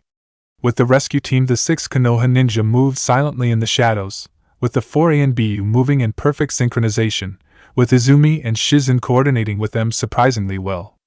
Knowing that any mistake could mean the difference between a smoothly executed mission and a potential disaster, they took great care to avoid any detection, determined to make things go without a hitch. Seeing 2 guards around the corner using his Byakugan, Owl used the ANBU hand signals to alert Kakashi and his team. Kakashi nodded before signaling to Mantis to take care of them. Mantis nodded as Kikaichu began to pour out of his sleeves. Izumi tapped on Kakashi's shoulder to indicate she was going to do something to help. Kakashi wasn't sure what she had planned but decided to see what she was going to do, since they could easily take care of 2 guards quickly if things went wrong. Izumi hid right behind the corner the 2 guards were approaching and began weaving hand seals. When she had completed her genjutsu, the darkness of the hallway subtly began to grow so dark that the guards couldn't see through it, though it happened so subtly that they didn't even notice. Izumi took advantage of that to step into the hallway and make eye contact with the guards whilst remaining unseen. Under her genjutsu, the guards didn't even notice the swarm of insects descending upon them, and their scrambled senses didn't even feel the Kikaichu crawling all over them. They continued to talk and walk as if nothing was wrong until they collapsed. Kakashi's one visible eye widened in pleasant surprise. Now that was a useful combination. He could definitely make great use of someone of her talents in his team. Too bad the Uchiha were off the table for the ANBU until they recovered their numbers. The group continued to stealthily move along, following Mantis Kikaichu, who had locked onto Naruto's scent for guidance, quickly and quietly dispatching solitary guards on their way. The tracker Kikaichu soon led them towards the infirmary. All held his hand up to stop the team. "There are over a dozen guards in and around the infirmary that Mantis tracker led us to. Target is not present in the room," he signaled to his captain. "Waiting for your orders." Kakashi began to think of what course of action he should take. "So, Naruto isn't here, huh? But Mantis tracker led us here. That must mean there is someone here who has his scent. That means they were either in close proximity to him not too long ago, or they have something that belongs to him. We need to interrogate them," Kakashi thought to himself. The team waited in silence as he began to cook up a plan. "We need to draw out the guards to take care of them, before we go in and extract the person with info on the target." Kakashi signaled to his ANBU team. "Can you identify the exact person in question?" Kakashi asked Mantis with hand gestures. Mantis nodded. "I can arrange for my Kikaichu to form a signal on the person, so all can see." Kakashi nodded. What's the best way to take them out before they call for help?" Shizen and Izumi looked at each other, wondering what was going on. Izumi tapped on Kakashi's shoulder before making eye contact with him. She activated her Sharingan and cast a genjutsu on him to communicate with him through an illusion. "What is going on? Talk to me using your Sharingan," she said to Kakashi in her genjutsu, before releasing it. Kakashi once again was impressed with Izumi's quick thinking and utilization of her Sharingan. He lifted his forehead protector covering his Sharingan, and cast a genjutsu on her in response, and explained the situation. Izumi then cast a genjutsu on Shizen to explain the situation to her as well, so she wouldn't be the only one not knowing what was going on. Shizen silently brought her hands together, delighted that she could finally help out. She gestured using basic body language to tell Kakashi that she could take care of the job. Kakashi wondered what she was planning. He knew she was a brilliant medic nin, but he wasn't sure of what she could do in the field. Taicho, target identified. Owl signaled to Kakashi. Kakashi nodded. Any other guards around us, other than the ones in the room? Owl shook his head. Kakashi turned to Shizen. What do you plan on doing? He whispered quietly. Poison gas. Kakashi raised an eyebrow. You remember we need the target for questioning, right? Alive? Shizen nodded. It'll only knock them out temporarily. And I got the antidote. Kakashi slowly nodded, seeing how this could be a highly effective maneuver. He shrugged. All right then. Show us what you got. Shizen smiled as she nodded eagerly. After being a medic nin and glorified secretary for so long, it was kind of fun and exciting to be doing field work. Izumi once again cast a genjutsu so that a darkness would hide Shizen from the two guards in front of the infirmary, and Shizen began to weave her hand signs from its cover. With the final hand seal, she opened her mouth and began to pour out a dense cloud of poison that was hard to see in the dimly lit hallway. Wait, what the? Was the only thing the guards could say before they slumped over. Once Shizen could see the two guards on the outside were down, she moved closer to the infirmary doors so that her poison could seep in through the cracks of the door. Owl watched inside the room to see what would happen and was surprised by the scary effectiveness of Shizen's poison in an enclosed area. Starting from the ones closest to the door, everyone inside quickly fell unconscious. Everyone down. Owl signaled. Kakashi's one visible eye widened once again. What a scary ability. Under the right circumstances, he realized Shizen could be a terrifying foe. Shizen signaled for the team to come over as she deactivated her jutsu and dispelled the poisonous gases. Once the team was inside, Owl walked over and pointed at Ryuzetsu. Seeing how everyone was now unconscious, Kakashi spoke up. Well done. I'm very impressed, Shizen-san. Shizen blushed at the praise. Thank you, Dog-san, she replied. Let's get her out of here to a more secure location for the interrogation. Kakashi signaled to his team. The team nodded, and Tiger slung Ryuzetsu over his shoulder, before the team moved out. In a different room in Hozuki prison. Can you wake her up so we can ask her some questions? Kakashi asked Shizen after they were sure nobody else was around their somewhat secluded room. Shizen nodded and administered the antidote to Ryuzetsu. Huh? What's going on? Ryuzetsu mumbled to herself as she came to. She tried to jolt up when she saw numerous Konoha ANBU surrounding her but found that she was bound in some wooden body prison and unable to move. Who are you guys? What do you want from me? She asked. The man in the dog mask held up a picture of Naruto. We want to know what you know of this man, and where he is right now. Naruto? You guys know Naruto? Ryuzetsu asked. Yes, was the simple response she got back. She looked over them with a critical eye, trying to assess if they were looking to harm Naruto or help him. What do you want with him? She asked. We'll be asking the questions here, Dog replied. Now once again, what do you know of Naruto and where he is right now? Ryuzetsu wasn't sure they were on his side, but decided she had little choice but to play along. He's my cellmate. He didn't really share much about himself, so I don't know too much about him. But he's better than the others in here. She noticed the look on Izumi's face when she said the last part, and realized that they were at least probably not looking to harm him, and could possibly be from his village even. Her time in Kusa's ANBU had given her the experience to tell at least that much. Where is he? And why do you have his scent on you? Kakashi asked. Ryuzetsu's face blushed as she turned her gaze away from Kakashi. I'm kinda wearing his shirt right now.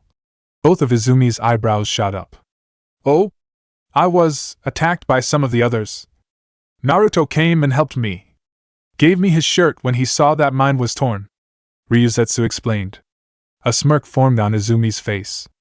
Oh, is that so? Kakashi gave a slight cough to remind Izumi to focus. How long ago was this? And where is he now? Kakashi asked.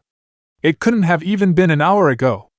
I mean, depending on how long I was unconscious, that is, Ryuzetsu replied.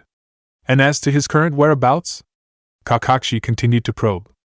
I'm not 100% sure, but I have a pretty good idea, she responded. Kakashi looked at the rest of his team quickly, before he turned to face her again. Can you take us there? Chapter 55, Kusa's Hospitality Part 5. Soon we will have the power to bring Kusa to its former glory, to take its place above the 5 so-called great villages that look down on us. No longer will they sideline us as minor. A cloaked figure wearing an ox mask announced to his companions. Another cloaked man wearing a monkey mask was getting antsy. What is taking Mui so long? Just as he finished stating his worries out loud, the door to their chamber swung open, with the dark figure of Mui appearing at the door with a body over his shoulder. So, is that the Uzumaki? A figure in a ram mask asked. Yes. That's the one. Bring him in. The man in the ox mask shouted. We've been waiting long enough. Let's begin the ritual right away.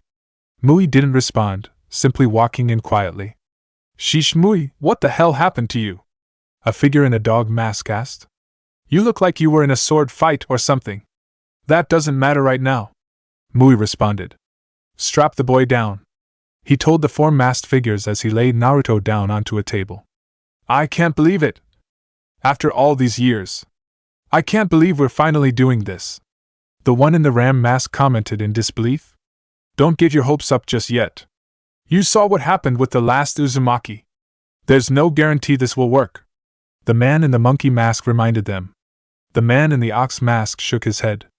No. This one is different. His chakra is potent. The chakra of that other woman is like a child's in comparison. I've never seen anyone quite like him. Mui let the others talk as he ran his fingers through his hair to resettle himself. This was the moment where everything would change. He's strapped in, Mui. Are you ready to begin? The man in the ox mask asked. Mui nodded. I'll begin the ritual now. Stand back. 3 of the masked figures stepped back to give Mui his space. The one in the ram mask, however, stayed where he stood. Give the man some space, Ram. The one in the dog mask said to the still figure. Hurry up, we've waited long enough. Ox shouted out. Are we sure about this? Ram questioned to the others, puzzling them. He's a high-ranking shinobi of Konoha.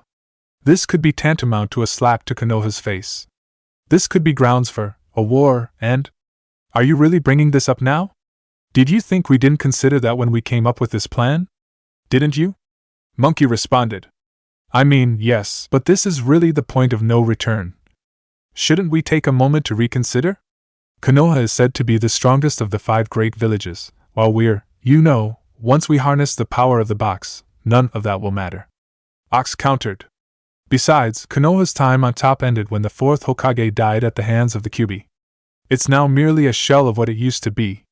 The Sannin have scattered to the wind, and the next generation of shinobi haven't shown themselves to be a match for the previous one. Even the Senju and the Uchiha are all but extinct. The point of no return was crossed the moment we decided to frame a high-ranking delegate and imprisoned him. Mui pointed out. There is no going back. At that, Ram had nothing to say, and after a brief second to fully take in Mui's point, he stepped back to give Mui space. The room was filled with silence as the 4 figures watched Mui get to work. The silence of the room was only broken by the sound of Mui working, starting with him pouring chakra ink into a small bowl. Mui then drew the sword on his waist and walked over to Naruto, where he grabbed Naruto's hand and made a shallow cut. Mui worked in absolute silence, watching Naruto's blood drip into the bowl. When he judged enough blood had been collected, he used the sword in his hand to make a shallow cut in his own hand to collect his blood as well.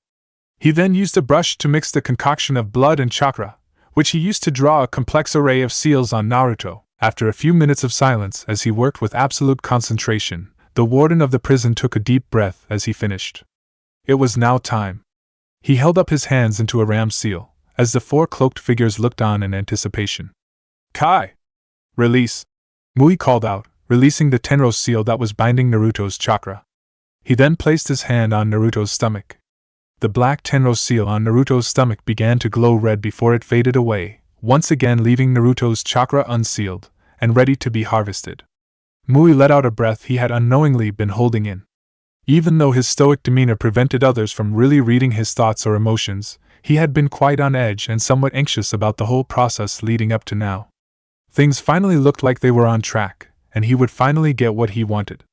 However, Mui wasn't granted the few seconds of peace he thought he would have to himself as he prepared for the next step, when Naruto's eyes shockingly shot open. What? Impossible! Mui shouted out in disbelief. He had channeled enough chakra into the Tenro earlier to have nearly killed most other people.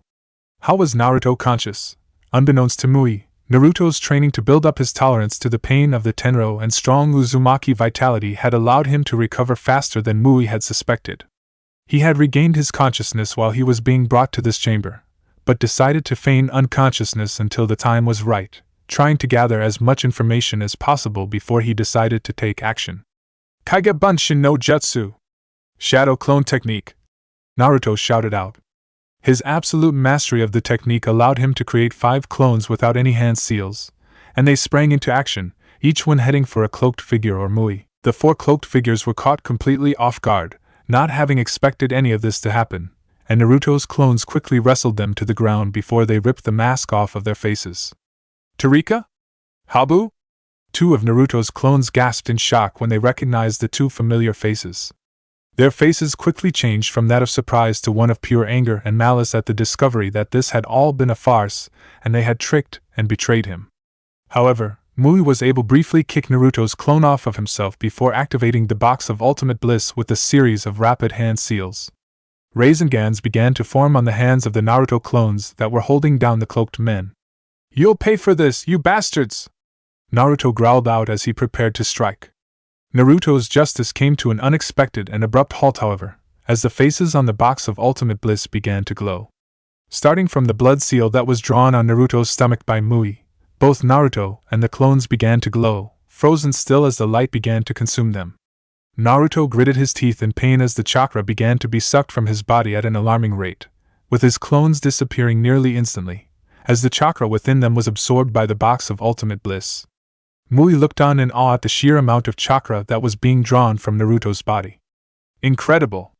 He whispered to himself as his 4 accomplices rose to their feet and put their masks back onto their face. "What the hell was that?" Monkey asked the others.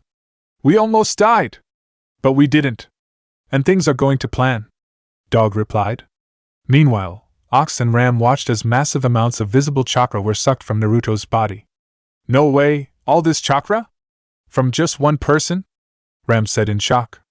"That other Uzumaki woman didn't even have a fifth of the chakra, and she dwarfed everyone in the village," Ox commented. The 5 conspirators watched in awe and silence as they waited for the seemingly endless amount of chakra to be sucked out of Naruto's body. "So that's the room? He's probably in there with Naruto. Alright team, on me. 3, 2, 1. The 5 conspirators were caught completely off guard when the door of the room they were in exploded into pieces when the wall it was attached to was blown inwards by a wave of earth. "What the hell is going on?" Ox yelled as he raised his cloak to his face to shield his mouth and nose from the resulting dust. He wasn't able to get an answer, as his companions didn't have the luxury of having the time to figure what was happening as a purple cloud began to move in from the new gaping hole that now occupied where the wall once stood. Ox went through a series of hand seals and slammed his hand into the ground, raising a wall of earth that separated them from the ominous gas that was billowing towards them. This barely bought them any time to recover, however, when several thick stakes of wood broke through the wall and slammed into the opposite wall. "Wood? Is this Mokutan?" Monkey shouted out in shock. "How is that possible? Only the Shodai of Konoha was able to use Mokutan, and he's been dead for decades," Dog added. "But what does this mean? Does this mean Konoha had a secret Mokutan user in their ranks this entire time?" Ram asked. "Konoha?" Mui's eyes whipped back at Naruto and the box of ultimate bliss. If Konoha had sent its agents here already, that would mean news of their plot had gotten out. That would mean Kusa was soon to be invaded. This was going to end up as an absolute disaster, unless the box could be activated in time. "I'll locate our targets," the ANBU captain commanded his subordinate. "Taicho, the enemy targets are currently huddled together for defense at R2, but..." The ANBU captain in the dog mask raised an eyebrow. "But..." "Naruto Taishu, there's a massive amount of chakra being pulled out of him into some box-like structure of some sort." "His chakra? So that's what they were after," the ANBU captain thought to himself. "All right. Mantis, Tiger, Owl, and Shizen, I want you to capture the cloaked people. I want them captured alive. Izumi, Ryuzetsu, you're coming with me. The 5 Konoha shinobi nodded as the ANBU and Shizen went off to follow the copy ninja's commands, while Izumi and Ryuzetsu stood beside him. Mokutan, Deijirin no Jutsu, would release, great forest technique. Tiger recited as he turned his arm into several thick stakes to further destroy the earthen wall that stood between them and their enemies. Mantis quietly whispered to his bugs as they followed suit and flew through the holes of the earthen wall. Shizen noticed the bugs flying through the holes and was inspired to do the same. Ninpu, Dokutori no Jutsu, ninja arts, poison bird technique. Shizen called out, condensing her intoxicating gas into the shape of a bird which flew through the holes Tiger's jutsu had left behind on the earthen wall. The Abirame's Kikeichu landed on Ox behind the wall, and quickly began to absorb his chakra. He was too distracted by the chaos around him to even notice that the tiny insects had landed on him, and it was way too late for him to react by the time he felt like something was off. "What the?" was all he managed to say before he collapsed. With the caster of the jutsu falling into unconsciousness, the wall crumbled away. "Ox! What's going on?" Ram shouted before he was hit in the face by a cloud of gas in the shape of a bird. "PFFFTTTT. What is this?" The gas, however, acted fast and ended his struggle when it quickly put him to sleep. With the wall crumbling, Tiger and Owl quickly leapt into action to incapacitate the remaining 2 cloaked conspirators. Dog was unable to even put up the semblance of a fight as the taijutsu expert in Owl completely dismantled him in seconds, shutting down his chakra network and collapsing him. Monkey was shocked by the whirlwind that the Hyuga ANBU was but was unable to truly appreciate the mastery of taijutsu due to the tendrils of wood that shot at him. Unlike the animal his mask was inspired by, he was unable to navigate through the branches that formed the wooden cage that was closing around him and was soon captured by the man in the tiger mask. While all this was going on, Izumi followed closely behind the dog-masked ANBU captain with her Sharingan flashing with determination to rescue her best friend, with Ryuzetsu closely behind her. The 2 Sharingan wielders drew their swords and rushed at Mui, who also prepared to meet them in battle. Having her chakra sealed and exhausted from what had happened earlier, Ryuzetsu instead went over to tend to Naruto. The 2 Konoha shinobi showed surprisingly good teamwork, each knowing exactly what to do despite not communicating with each other.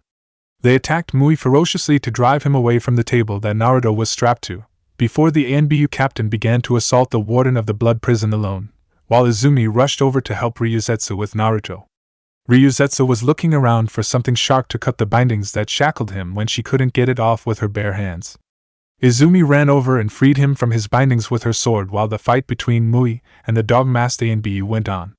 Mui was one of the finest shinobi Kusa had produced in a long time and was famous in Kusa as a skilled taijutsu fighter, and was even known to be skilled with the sword, though it wasn't his main fighting method.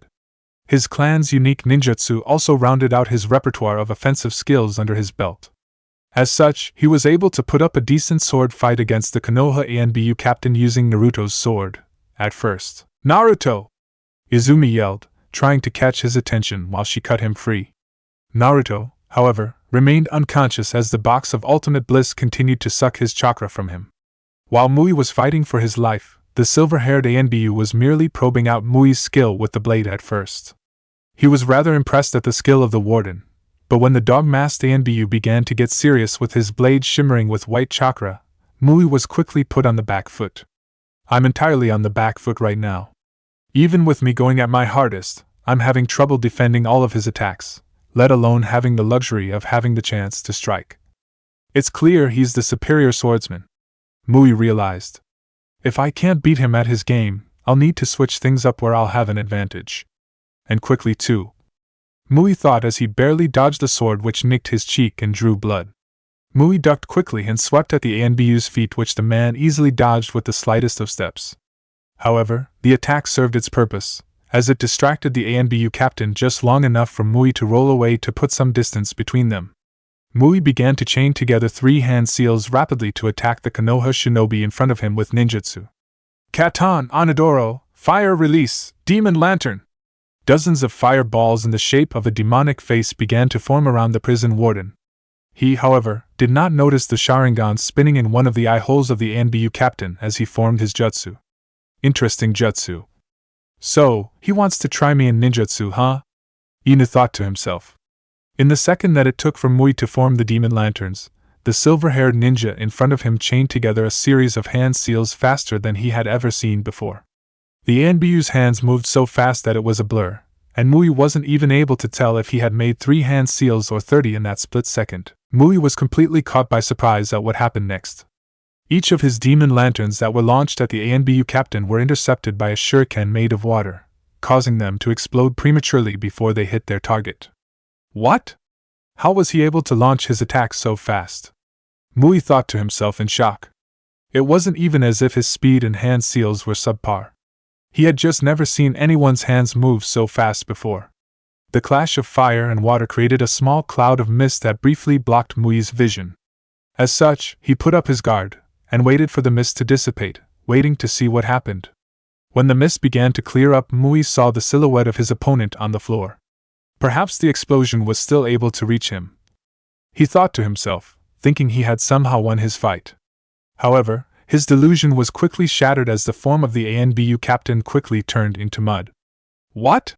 Was all Mui was able to say before he was pulled into the ground, up to his neck. The silver-haired captain arose from the ground beside Mui. Though Mui's stoic face did not falter on the outside, in his mind, Mui was absolutely flabbergasted. What kind of shinobi was he dealing with? The man not only was capable of using multiple elemental releases, but casually used 3 jutsus in the time that he was able to use one. And Mui was supposed to be an elite shinobi himself. He had to accept that he had no way of winning this fight.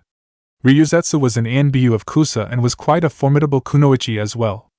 However, she knew that Mui was a step above her.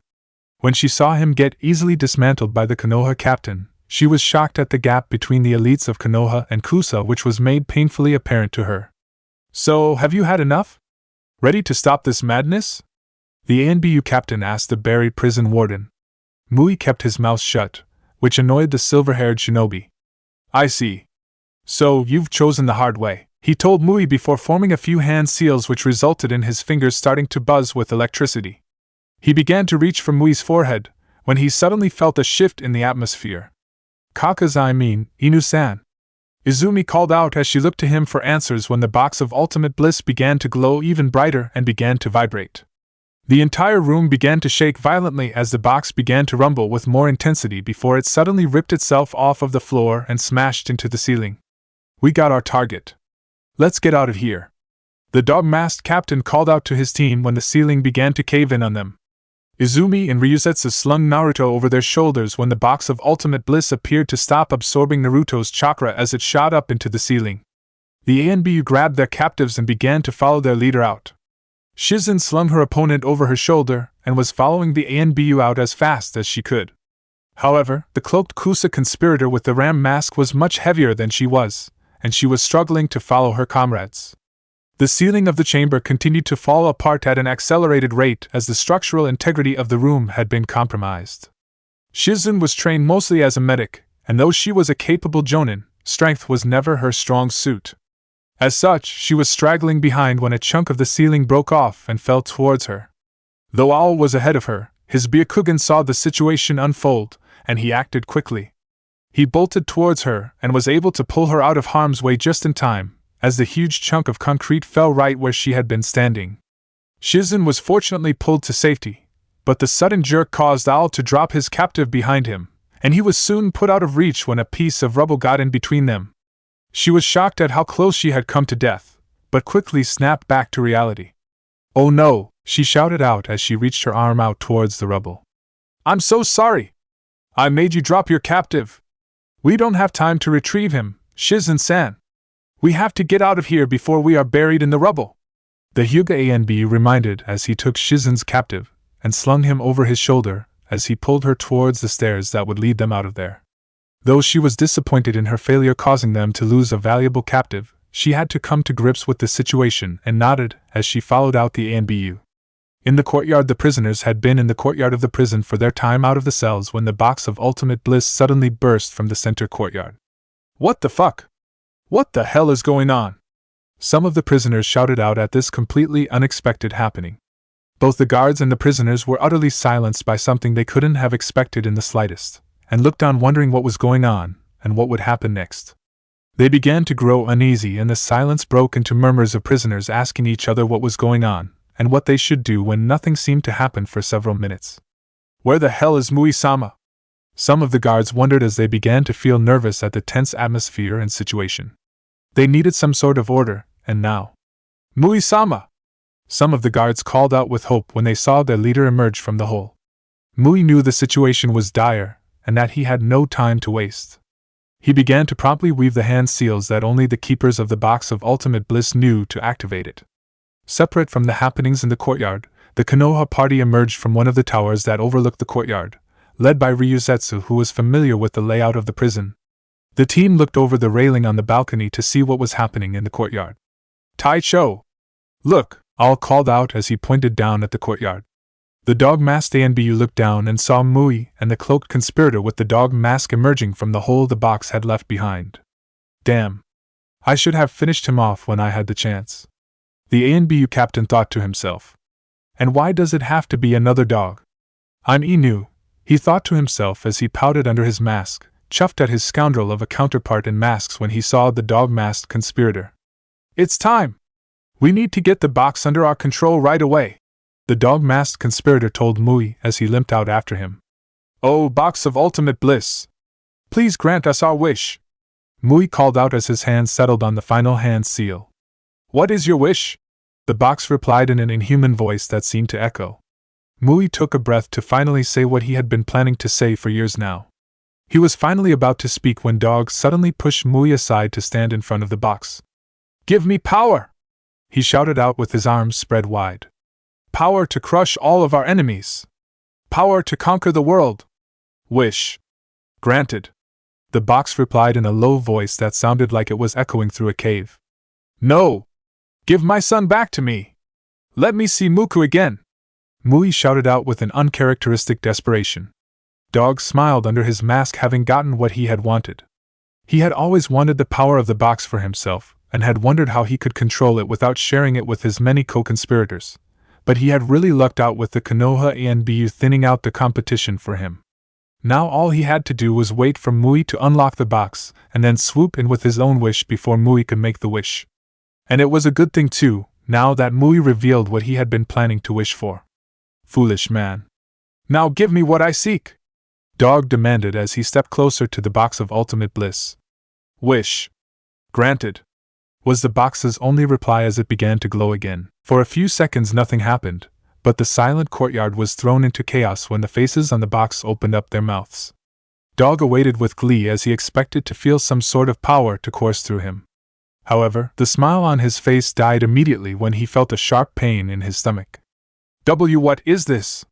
he choked out as blood trailed down the side of his mouth. He looked down and saw a black tendril of chakra from the box penetrating his stomach, causing him to bleed heavily before his eyes rolled over and he collapsed. Mui's eyes widened in surprise as he quickly backed up from Dog's body. What was going on? This wasn't what was supposed to happen. Dog's body began to twitch in an unnatural way, with his shoulders seeming to jolt up to pull him back up onto his feet like a rag doll. His body began to bulge uncontrollably all over, before his mask fell off his face. His face hung back on his neck, with his face facing the sky and his mouth open wide, unnaturally wide. His face seemed to tear at the seams starting from his mouth before he exploded into a massive being.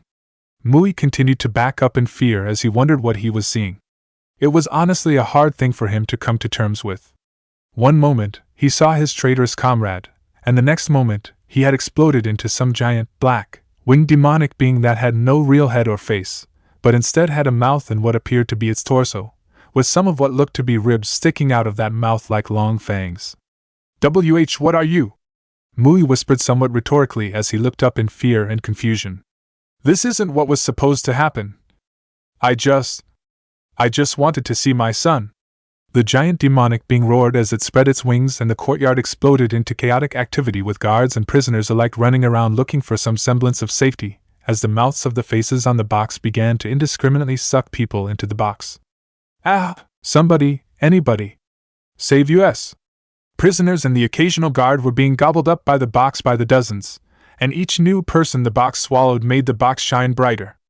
The guards slammed the gates to the courtyard shut in an effort to save themselves from being caught by whatever it was out there that was swallowing people up. Wait. Let me in too. I'm a guard too, you bastards.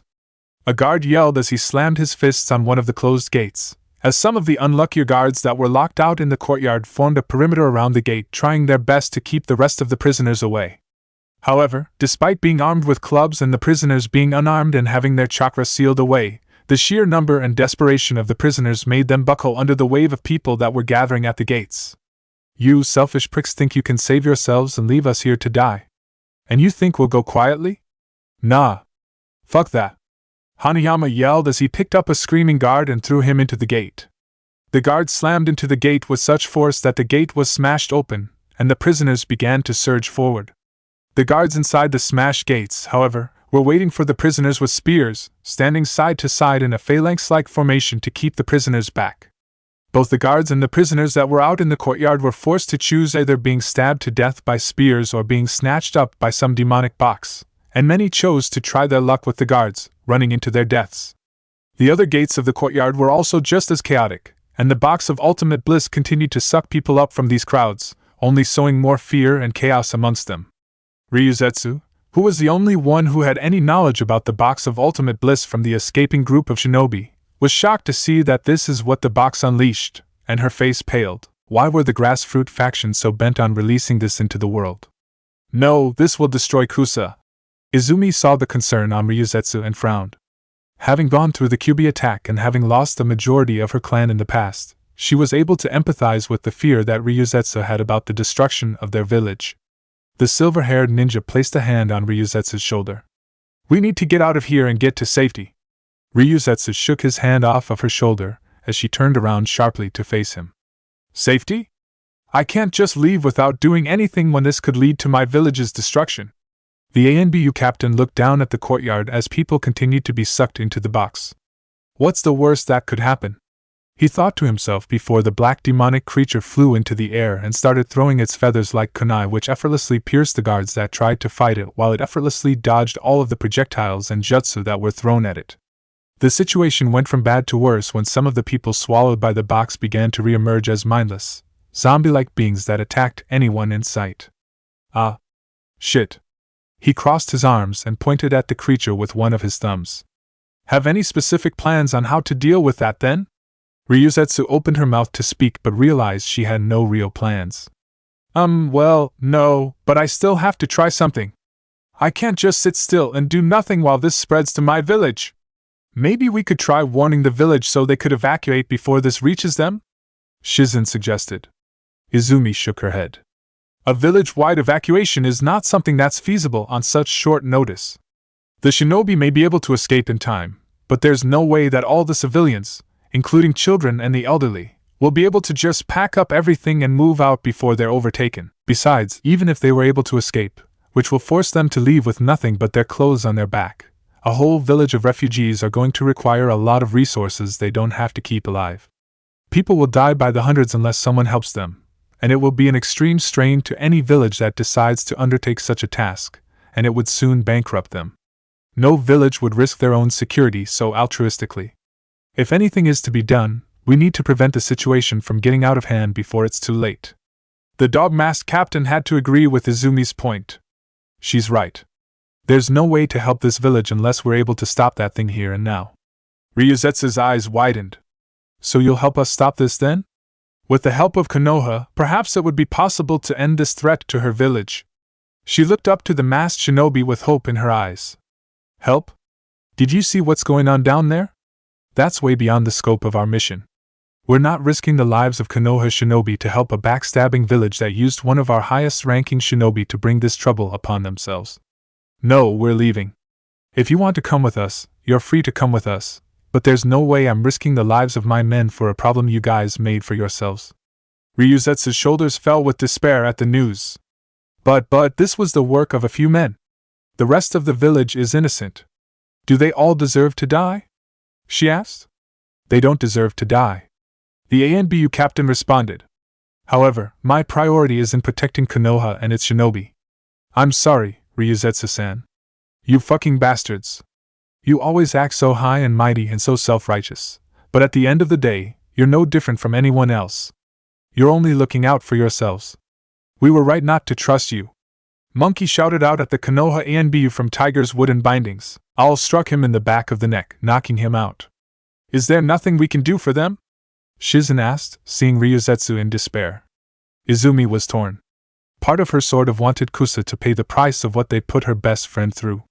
However, another part of her reminded her that the majority of the people of Kusa were innocent, and played no part in what happened. Besides, there were other things they needed to consider. Inu-san. Izumi called out. I was thinking about it, and I couldn't help but wonder, is there any guarantee that this can't become Konoha's problem?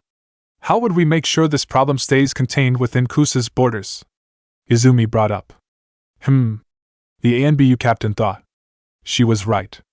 Kusa shared borders with Konoha, and any issue could easily spill over to the Land of Fire, whether it was the demonic being that came with the box, or the refugees that could result if Kusa was destroyed. Now he was torn on what to do. He wanted to get back to Konoha as soon as possible and get Naruto to safety. Part of him wanted this treacherous village to suffer the consequences of its own making. However, he knew Izumi had a point. This could easily result in disaster for Konoha if it spilled over. It would be more pragmatic to take care of the problem when the collateral damage would be in foreign soil rather than at home. We're putting an end to this right now, a weak voice declared. Naruto!